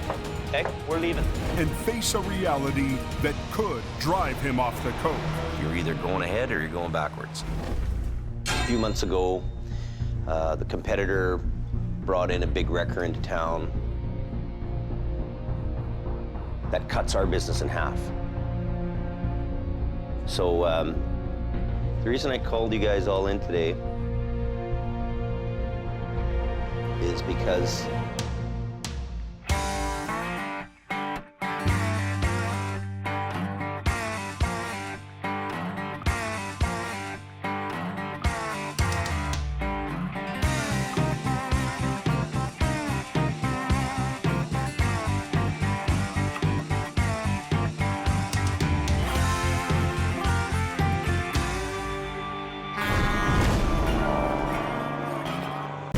This time on the Highway Thru Hell. Nobody's going anywhere. A nasty spring storm Guy, he blocked the whole road. catches the Coke off guard.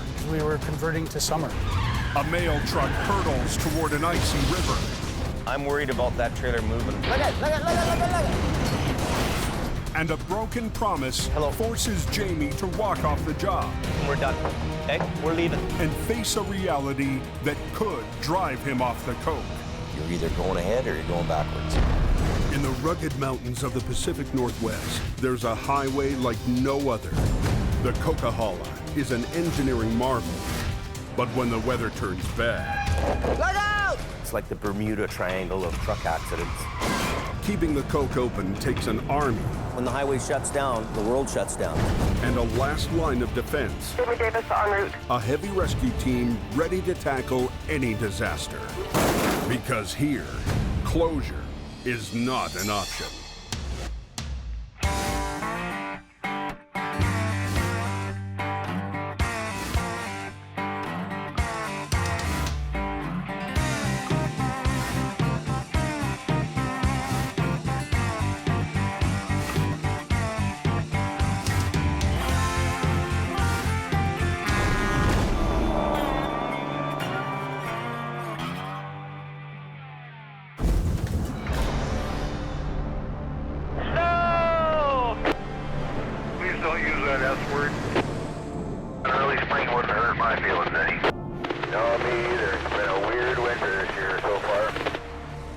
A freak April storm plunges the Coke back into winter.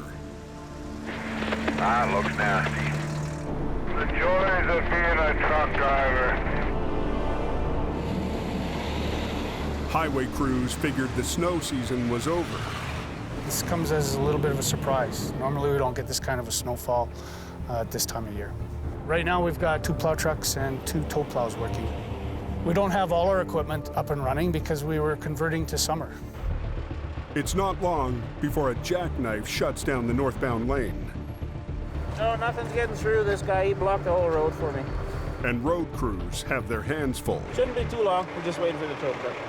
Plow truck drivers trying to slow everybody down here. There's about a dozen trucks or so and a couple of cars, but nobody's going anywhere.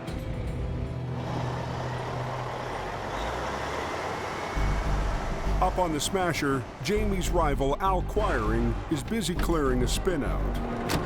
Another night in paradise, eh? Gotta tow you guys. Everybody gets spoiled with that little bit of sunshine, and then surprise, surprise. Okay, here we go.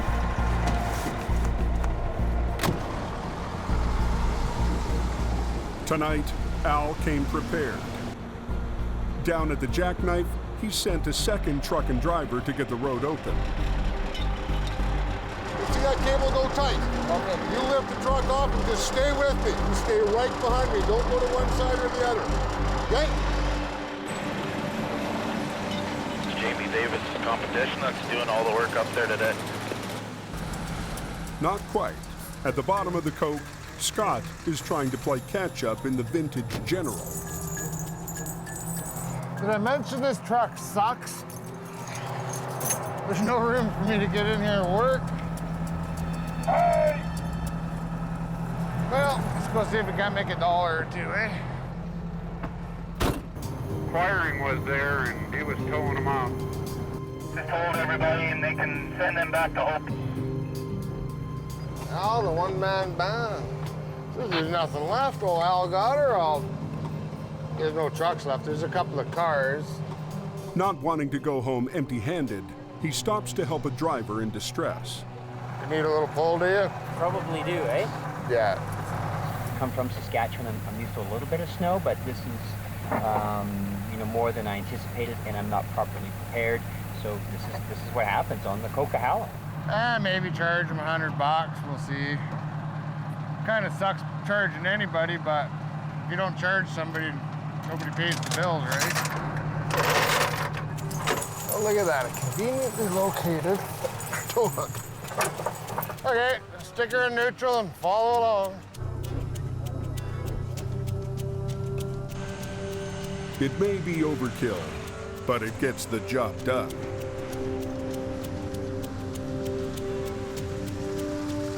Thank you for being here, man. Really, seriously. I wish all my customers were so happy. Save my bacon, brother. Okay. So much. Hey, don't forget to take your card.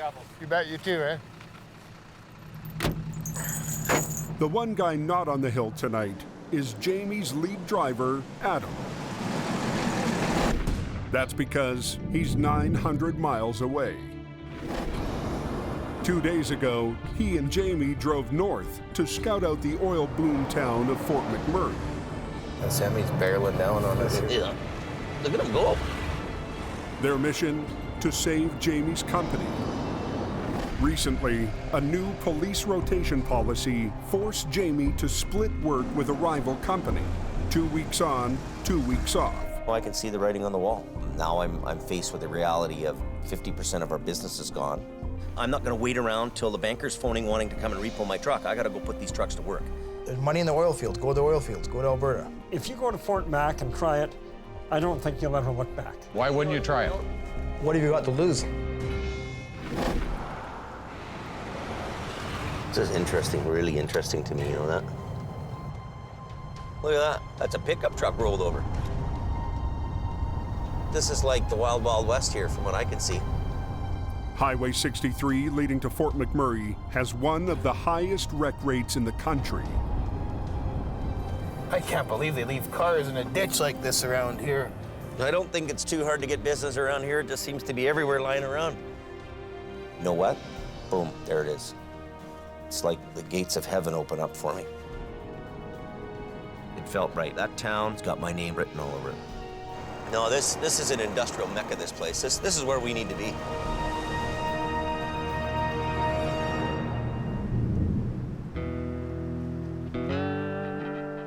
Two days later, they're back in Hope.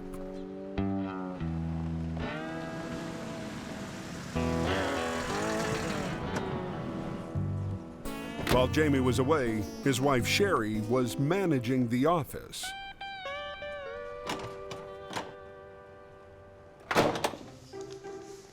What's going on here? Hey, get them out of here. That's just the beginning. Well, this isn't a pretty smelly girl place, right? This isn't... No. It is, Jamie, right? It's all about what the person wants it to be. What happened to my desk? How come it's all neat? Because that's the way a desk should look. Hang on, this isn't right. I won't know where anything is. Leave it the way it had it. Murphy. While Jamie tries to get his office back, over in the shop, the crew is worried about their future. The rumors are, I guess, the fort's moving to Fort Mac, so and I guess we're all going. I don't know. We'll see how it is. you know, because obviously we're gonna have to have some discussion on what's going on and what his intentions are and all the rest of that BS. Communication around here sometimes isn't as good as it could be.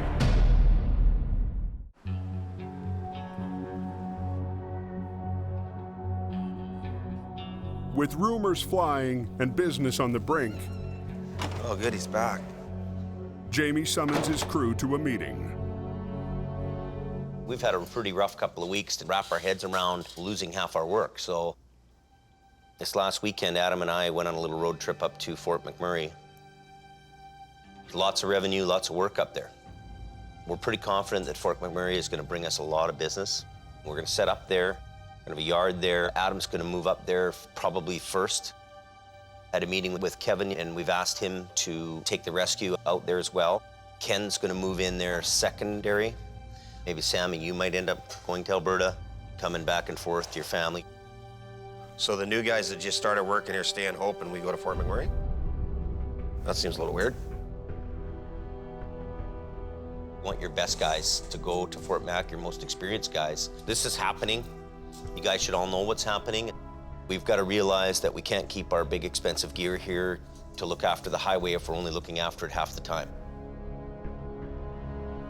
I think there's probably some shocked people. It's a big move for the company. I'm a little bit nervous about it. It's a tough area to work in, but we'll give her a shot. I'll think about it. I'm not 100% for sure I'm going. This is a shocker for me. I want to be closer to my daughter. I want to watch her grow up. You lose a lot going up that far. Now I'm moving to frickin' Fort McMurray in the middle of northern Alberta, which is 17 hours away. I don't know.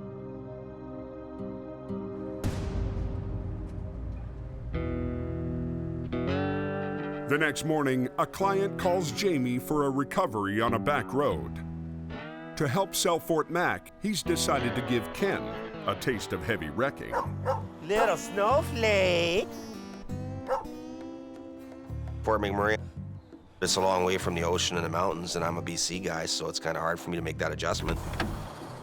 I'm about 70-30 to not going. It's the first time I've been in this truck. Really? Yeah. You know, Ken has been here for a couple of years now. He's proven that he's a steady Eddie. And so if he wants to work his way into the bigger wreckers and take on a little more of that role, then well, there's opportunity for him to make pretty good dough. Do you really think Adam and Kevin are serious about being there and living there? And Yeah, oh yeah. Really? It's really excitingly busy out there. And there's a pub you can walk down to, and there's a live band, and they sing Johnny Cash. Nice.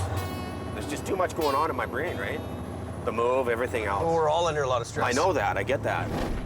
The wreck they're headed to is on a remote logging road. We're heading up into a place that's behind Boston Bar. It's an area called the Nahatlatch. An excavator has gone around a corner and leaning like this on a trailer, and we're gonna winch him back on the road. It's a pretty heavy piece of machinery. We're talking probably 50,000, 60,000 pounds. Anything involving heavy weights makes you nervous. To reach it, they need to cross a single-lane bridge built for logging trucks. Look at that down there. Yeah. Oh, This side's even better. I'm getting goosebumps going on. There's waterfall on this side.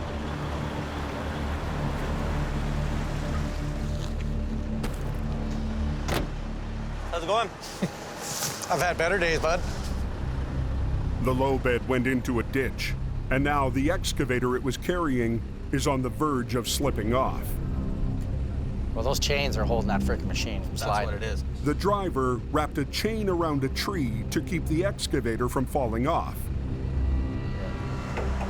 Oh, God.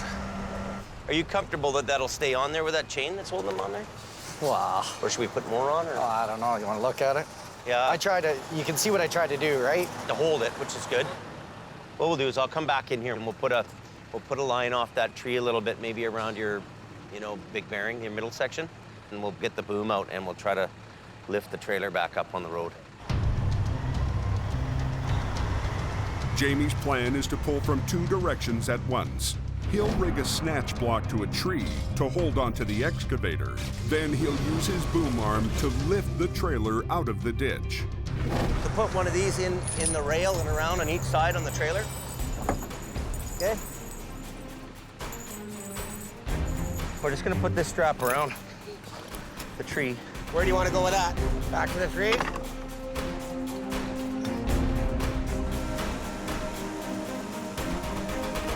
Do you want me inside there, that hole? I would like it if you could somehow. I can start it up, like I don't mind. Put the boom over there. Yeah, I can. Well, I Or can do you wanna push try to up. push? I can push up, and it'll pick me up a bit. Okay, if you want to get in it and help us along. This is a very fine line recovery. Somebody could get hurt, somebody could get killed. Somebody doesn't play the fiddle just right, we got a problem. You good? Okay. What's the problem here? He needs to push.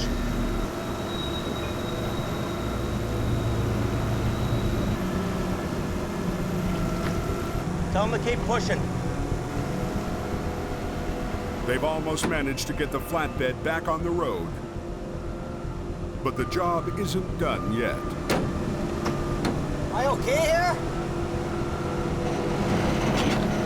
Okay. Basically, you're on the road now.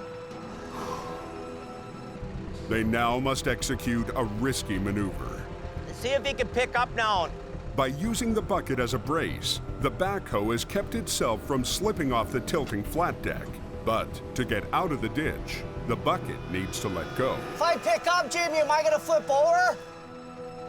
I don't think so. Just go nice and easy. Okay, just watch me.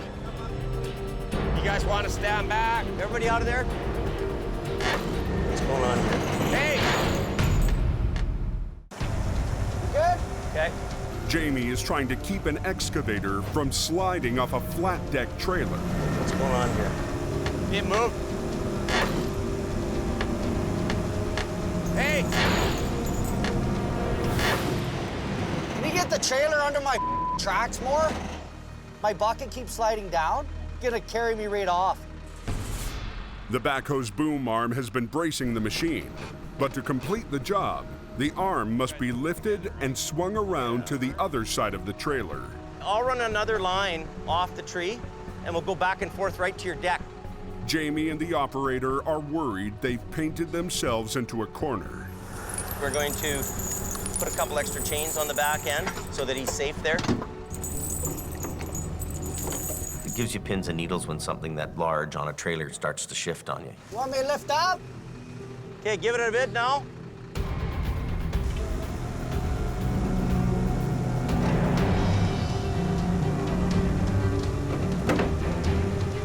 Whoa.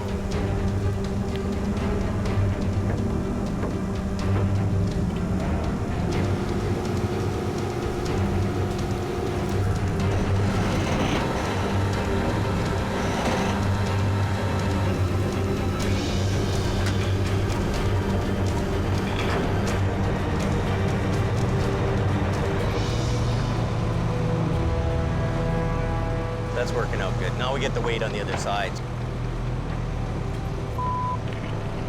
That was a little scary. Whoa. We're done. They'll just chain it off again and tie it up, and they'll be on their way. Yeah, it was ready to flip over, so that's very stressful. Very. You want to run one of these lines in first for a bit? Sure. For Ken, this is the shot at heavy rescue he's been waiting for. That's why I moved to Hope, was to do heavy rescue. At the end of the day, you feel like you worked a really good day, and on payday, you got a really good paycheck.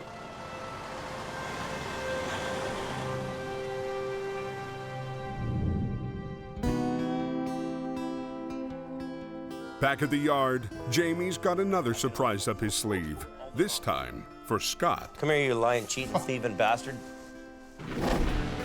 Last week, the Western Star heavy wrecker that Scott's been waiting for all season finally arrived. You guys knew it was coming too, didn't you? I knew it was coming. But with bills mounting and the season almost over, Jamie decided he couldn't afford to put it into service. Well, we're gonna go broke in style anyway. So here's the deal. Now that we're moving to Fort Mac, I want that Western Star put together pronto. Yeah. So. Is it staying here? Gonna stay here for now. Thanks, buddy. You get her done. Been waiting for that truck for 5.5 months. I can imagine it's a bit polished. And then I'll have to go out and earn my stripes, maybe. Outstanding! I have my truck, and I'm happy about that. And what a truck it is. A 600 horsepower Caterpillar in it. It's got a 20,000-pound front axle. It's a 30-ton Century wrecker. Every bell and whistle on this thing, it's got everything. Well, not quite everything. Scott wants to add a finishing touch before he takes it on the road. Scott. Gord. It's ready to pull this tank. Swap out the stock fuel tanks with custom chrome.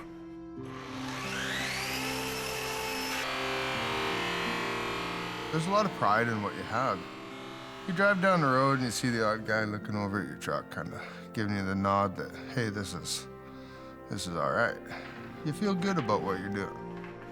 It's the bling of the truck. Yeah, look good.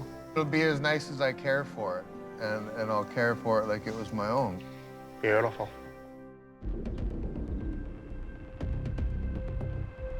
Anybody know when that guy buried that trailer? The next morning, Jamie is back on police call. Yeah, at about 5 this morning. They sent a tow truck out for it. Yeah, Jamie Davis is en route. There's been a wreck involving a trailer load of post, and it's gone in the river. And he's right in the river there, too. Look at that. Oh, yeah, look at that, eh? Oh, my God.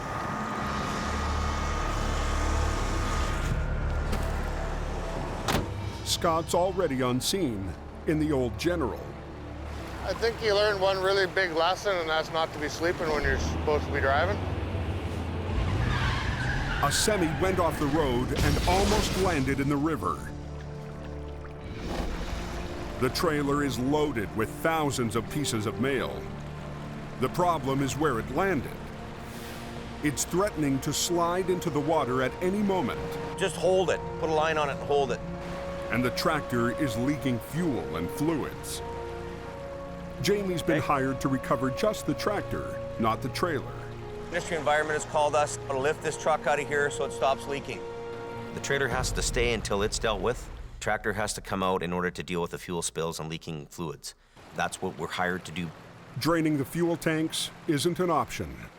The police wanted me to evacuate the fuel, and I said, well, that's going to be kind of tough because it's upside down. If I take the fuel caps off, we're going to have a big leak. To stop the spill, they'll have to separate the tractor from the trailer, then flip it back onto its wheels. You got the pin pulled? No? No. I'm not going to pull the pin until you get a hold of it. Yeah. Because I don't want it to slide off. Well, what am I going to do with it once I get it? Pick it up, put her over here, we'll flip it. All right. I'm worried about that trailer moving. If it does anything, it's going to break open. The trailer itself had the major punctures in a pretty bad structural state.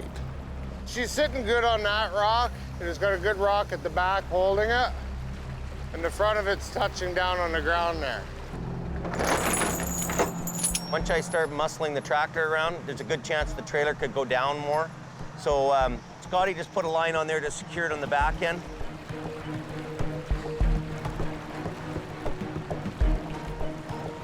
Why don't you guys work on the front end first and then the back one?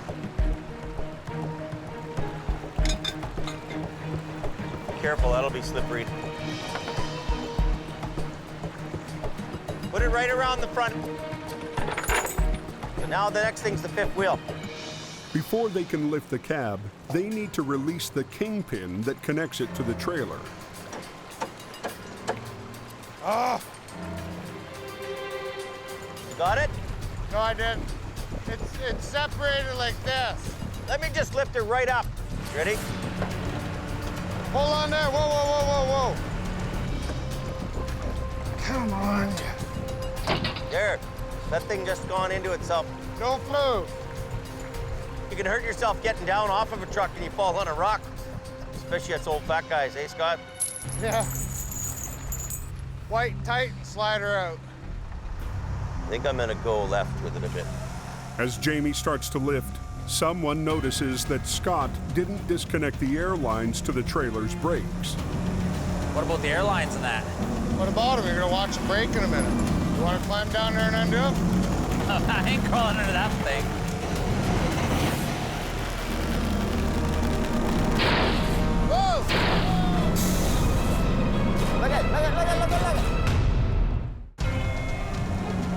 Hang on, buddy. Heavy rescue's got an upside-down cab in midair.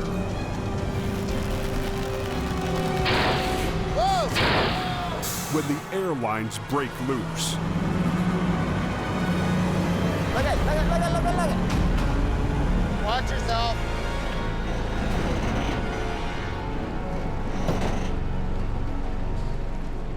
I knew it was going to swing, but I was like, oh, okay, I didn't expect it to rock so violently.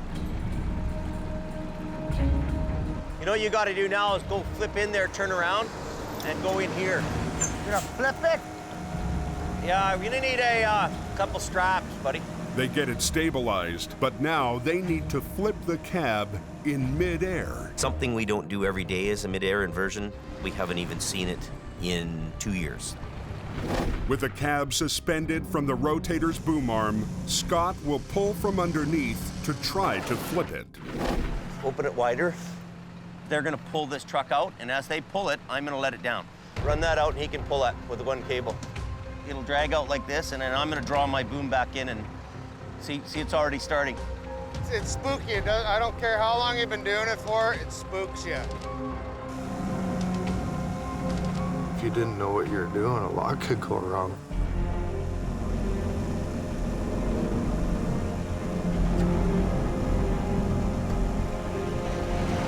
Old General's doing her job.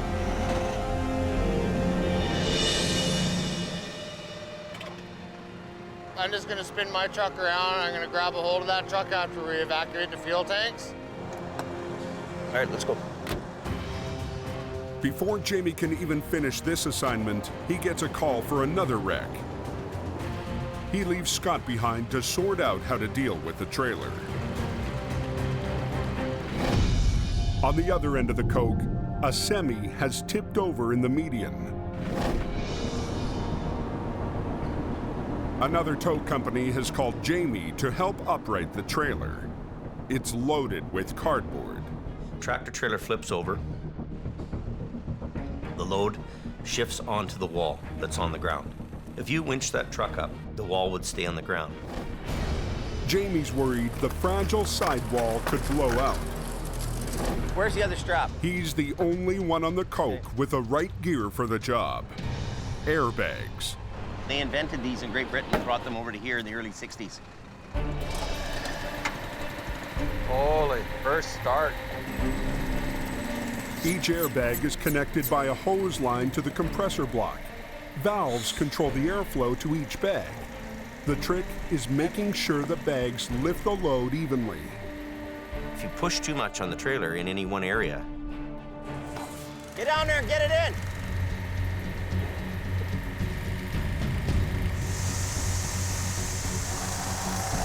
That is hard, eh? The angle of the ditch makes it hard to get the bags where they want them. We do start to lift it about a foot off the ground, and then we're looking at it and we're knowing that, hey, you know what? We're picking up on the top end of the box here quite a bit, and the load's not there. The load's way down low, down to the bottom of the trailer by the wheels. You want to put a small one in there, or you just want to, what do you think? It's kind of in a ditch that's on an angle like this, so if you let the bag, expand and it gets to here, the trailer's not going to flip over because you don't have enough of it in the air. So what you need to do is actually get the bag under here to lift. Okay, pull this bag back, and then that bag needs to be enough room for the big bag to fit in the middle. Right now what you do is you jockey these bags back and forth, and then let them down, move them in, let them down, move them in. But still, it's not much, Jamie. Do it again. Go there. How far can you go now? Wiggle it in there, like working. That's more like it. Put this one down a bit. So much weight in here, we'll be real lucky to get it up without breaking it.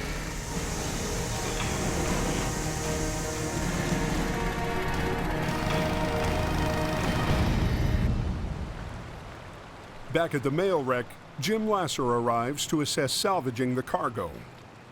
You can't see much from the bottom. Let's go around the top and see what you see for the... I'm not going down on them rocks. They've been soaking in diesel for hours. But they can't start the recovery until someone authorizes payment. Basically, just have to hold on to the trailer so it doesn't go into the river, right? So. Hey, guys. Hey. The post office has sent a supervisor to oversee the recovery. It's like somebody had a little nap here. It's kind of looking like it. Kind of looking like it, you know. The problem is, who's paying to get this out of here? Well, you know, when we didn't hear... Scott makes his pitch for giving Jamie the job. Me and Jim have been talking, and if we use the trucks that we have here, 90% chance of a catastrophic failure and a lot of wet mail. Yeah, that's what we wanted to avoid, obviously. But we have a piece of equipment that will give us a 75 to 85% chance of success. Somebody's got to say that, yes, we want to be on the line for the bill. Okay. See, I don't see any other choice, right? Yeah. You there? He calls his boss. So obviously that's got to get done, and we'll just tell them to go ahead and do it. Okay, guys. He wants to know if that trailer's going to be pullable after. No. Okay, so it's done. Done. Okay, so go ahead and do what you got to do. So Canada Post is going to guarantee payment on the job? Yeah, I can look after that for you.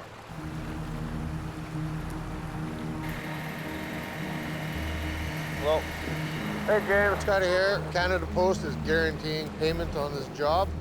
4 months ago, we did a job for another postal contractor, and we're still not paid for the bill. Pre-authorize it for $20,000 before you do anything. Why do I want to expose myself to another job and not get paid? I have to pay my employees. I'm not playing this game. Canada Post come up with a credit card, so I'm not financing the wreck anymore by making them pay. With the postal wreck under control for now, Jamie gets back to the airbag job. Come on, I don't have much room. We take the time, we deflate each bag, put them down deep, way down where the load is. I'm gonna crack all the valves open, and then we just let the airbags do the work. This is really good. I'll go tighten up my lines.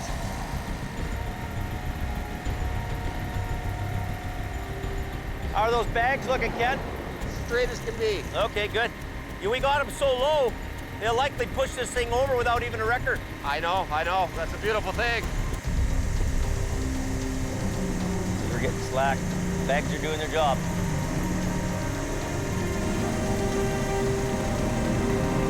There you go. That was beautiful. Like that? Perfect. Couldn't have asked for a better airbag job. It was textbook. I'm gonna go off the off-ramp and get on to the next job. What's the next job? That postal one. Are you gonna go do it? I'll give us a visa. Well, now we'll do it.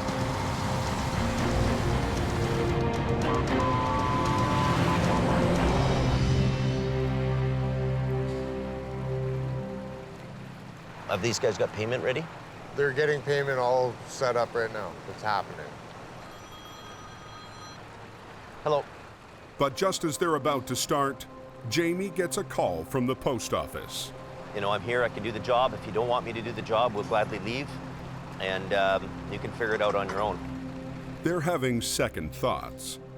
When the rotator finally got there was no money. I've had enough of not getting paid and being jerked around, right? I'm not the bank. The boss says, no, we're not paying the bill. It's the trucker's responsibility and his insurance. He's right, it is, but I'm not getting involved. See you later, I'm out of here. I'm gonna clear my guys out of here, and you can call your contractor to get whoever he wants to do it. Okay, thank you, bye. Until this gets sorted out, thousands of pieces of mail will have to stay one thin sidewall away from a trip downriver.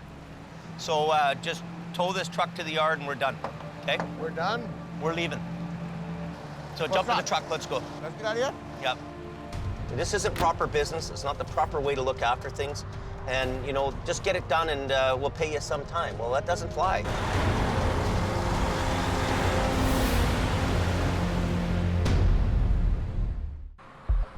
I went up the Coke to Kamloops and came back down this way, so the Coke wasn't that bad. Up on the Coke, Ken is still mulling over the move to Fort McMurray. Fort McMurray is a long way from Hope. I haven't even been in Hope 2 years yet, and for me to move to Hope was a life-changing event. It was a big deal. You might have to make a sacrifice to the great tow God here. Do something. Something's got to happen, so. And now Fort McMurray is 17 hours away, and it's a different province. So if things don't go well there, then I'm really screwed. Certainly one of these great events has got to start frickin' paying off. After work, he meets up with Adam to get his take on the big move. When the highway's closed for 3 days at a time because of wrecks up there, and they can't get the highway open. There's definitely a demand for service up there. I feel nervous, you know, it's a big change for me. I'm leaving behind my wife and 2 kids. Worst comes to worst, we can go drive taxi cab. Oh, yeah. Taxi cab drivers are making 70 grand a year up there.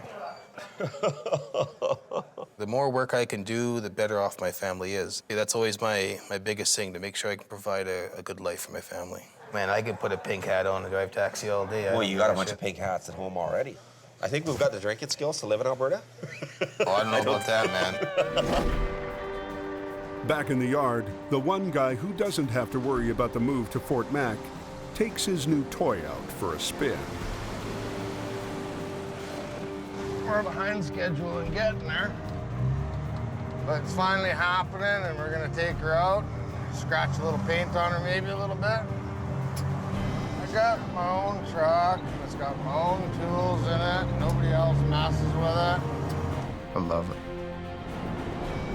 We're gonna give everybody a little run for their money on the mountain there. And next season, you never know, I might even wind up being the king of the cove. Who knows?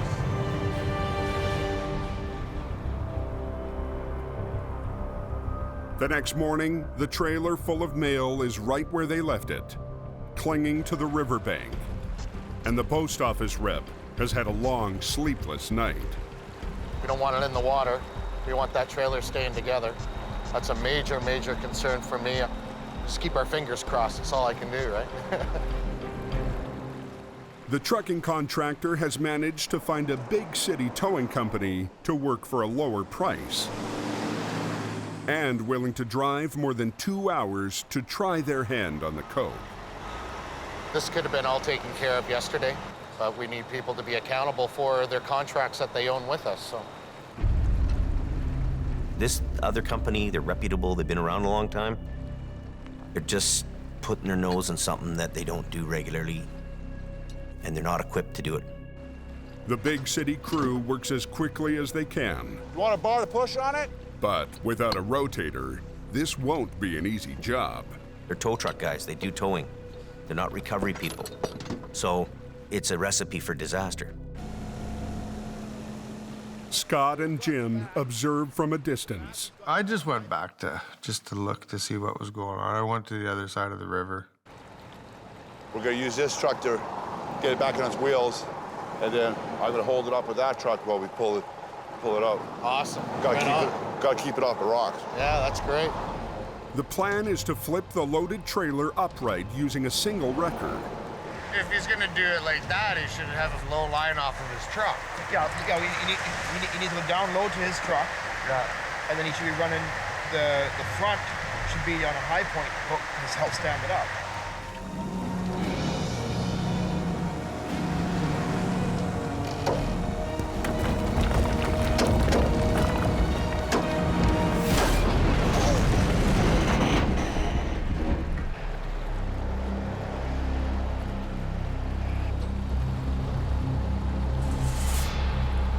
That was close. They had the big tow truck all hooked up, and it actually snapped one of the big steel cables. If this thing opens up, it's gonna go floating right by me. Okay, we're using your truck. With the first wrecker's main winch line broken, they need to use a second truck.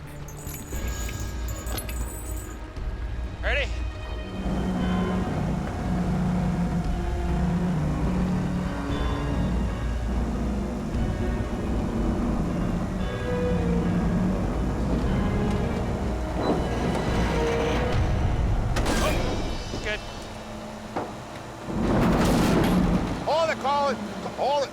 Something fell in the river.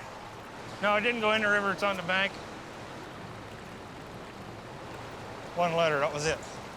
Hopefully they can just drag it right up now, and we'll have nothing else come out of there.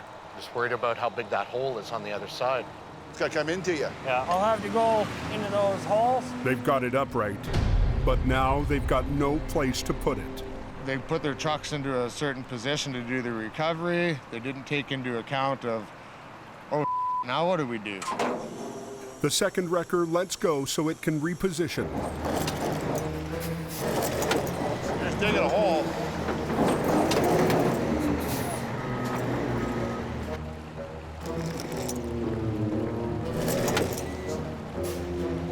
They try wood blocks, but instead of traction, they get closer to ignition. Start a fire. So they improvise.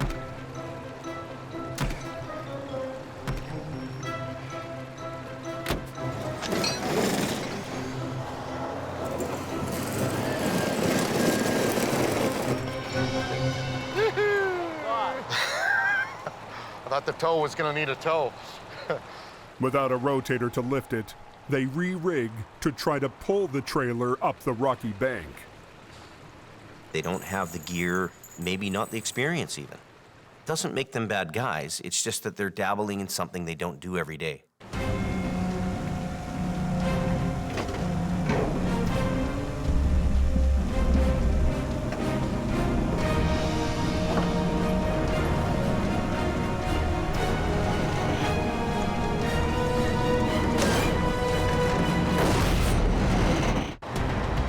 A big city towing company has been brought in to keep a trailer loaded with mail from falling into the river.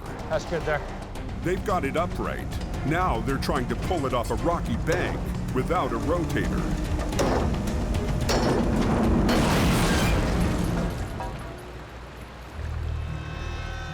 For the second time in just a few hours, they nearly lose the load. That's 2 cables. They're busting winch lines. They're not thinking through the next step. You didn't want us to let go of it. We had our truck. They couldn't even complete the job. They had to call in another company to help them finish it.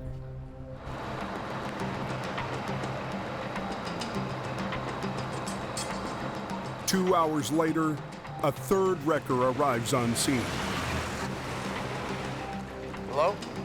Yeah, it's just upright, but one false move here and it's rolling back in.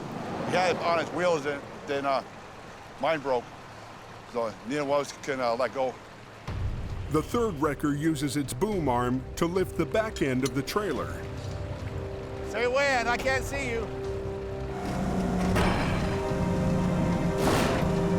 After 2 days, 8 hours, 3 wreckers, and 2 broken winch lines, the mail is finally out of danger. You can make a call into everyone to make just to let everybody know everything's okay. Those guys worked hard today. It looked like it was a little bit more than I think they expected. It's like anything, you get what you pay for.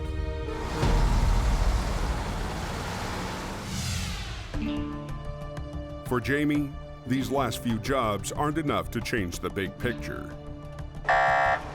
Nice and easy. As they go back off rotation, they've decided that rather than sit on the sidelines for 2 more weeks, they need to make their move. Keep going. The first wave prepares to leave for Fort McMurray early tomorrow morning. Right there. What we're gonna do is basically split the fleet up, move more of the high-end equipment up to Fort Mac, and we're gonna leave a team here to look after some, whatever's going on in Hope. We're not moving the whole fleet up to Fort McMurray. It is 13-4. Smells good. Kids want dinner? Kids, come on. Okay, James, time to go for dinner. Come on.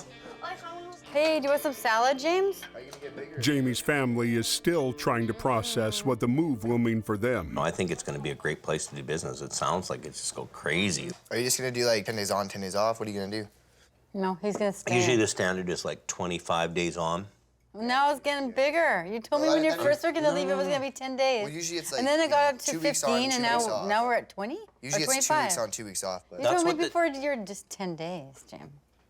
And then I'm like, that's yeah, the go Fort ahead, Mac Jim. standard is 25 on, 10 off. If you're gone for 25 days, that's way too many days. 12 days max. But if you're making really good money, I'll let you stay a little longer. What are you gonna do? You gonna come? Me, Kevin, and Adam, the 3 Musketeers? Holy yeah, right. In town, Ken has finally reached a decision. It's a nice little place to be. I'm glad, I enjoyed the time that I spent here, but I gotta start pounding, put some cash aside. I'm leaving because there's not enough work here. It's just, that's plain and simple. There's just not enough going on. Oh, well, forget that. I'd hate to get run over by a moose.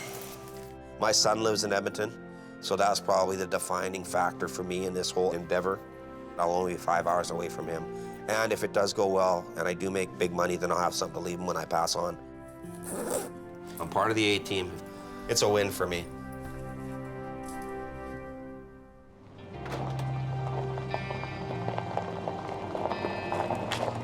Just before dawn, the troops assemble in the yard. On the far side. Well, forever. All right. Okay, see ya. Call you during the day. I'm gonna make so much money in Alberta, they're gonna change the name of the town to Fort McMonk House. Miss you. Love you. I'll call you along the way if Jamie's driving. Don't kill me. Okay, love you. Give Kayla a kiss for me. Okay. Bye.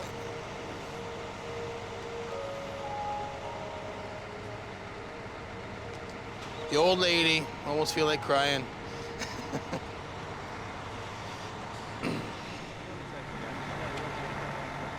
You have to have tenacity in the business, and you got to be able to be a survivor. And there's two things you're doing in the world. You're either going ahead or you're going backwards. We have to go ahead.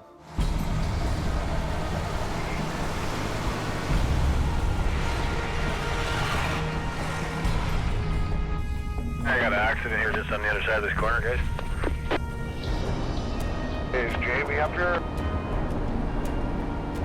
I've got to get on with my life. I've got to figure out a way to lead this ship.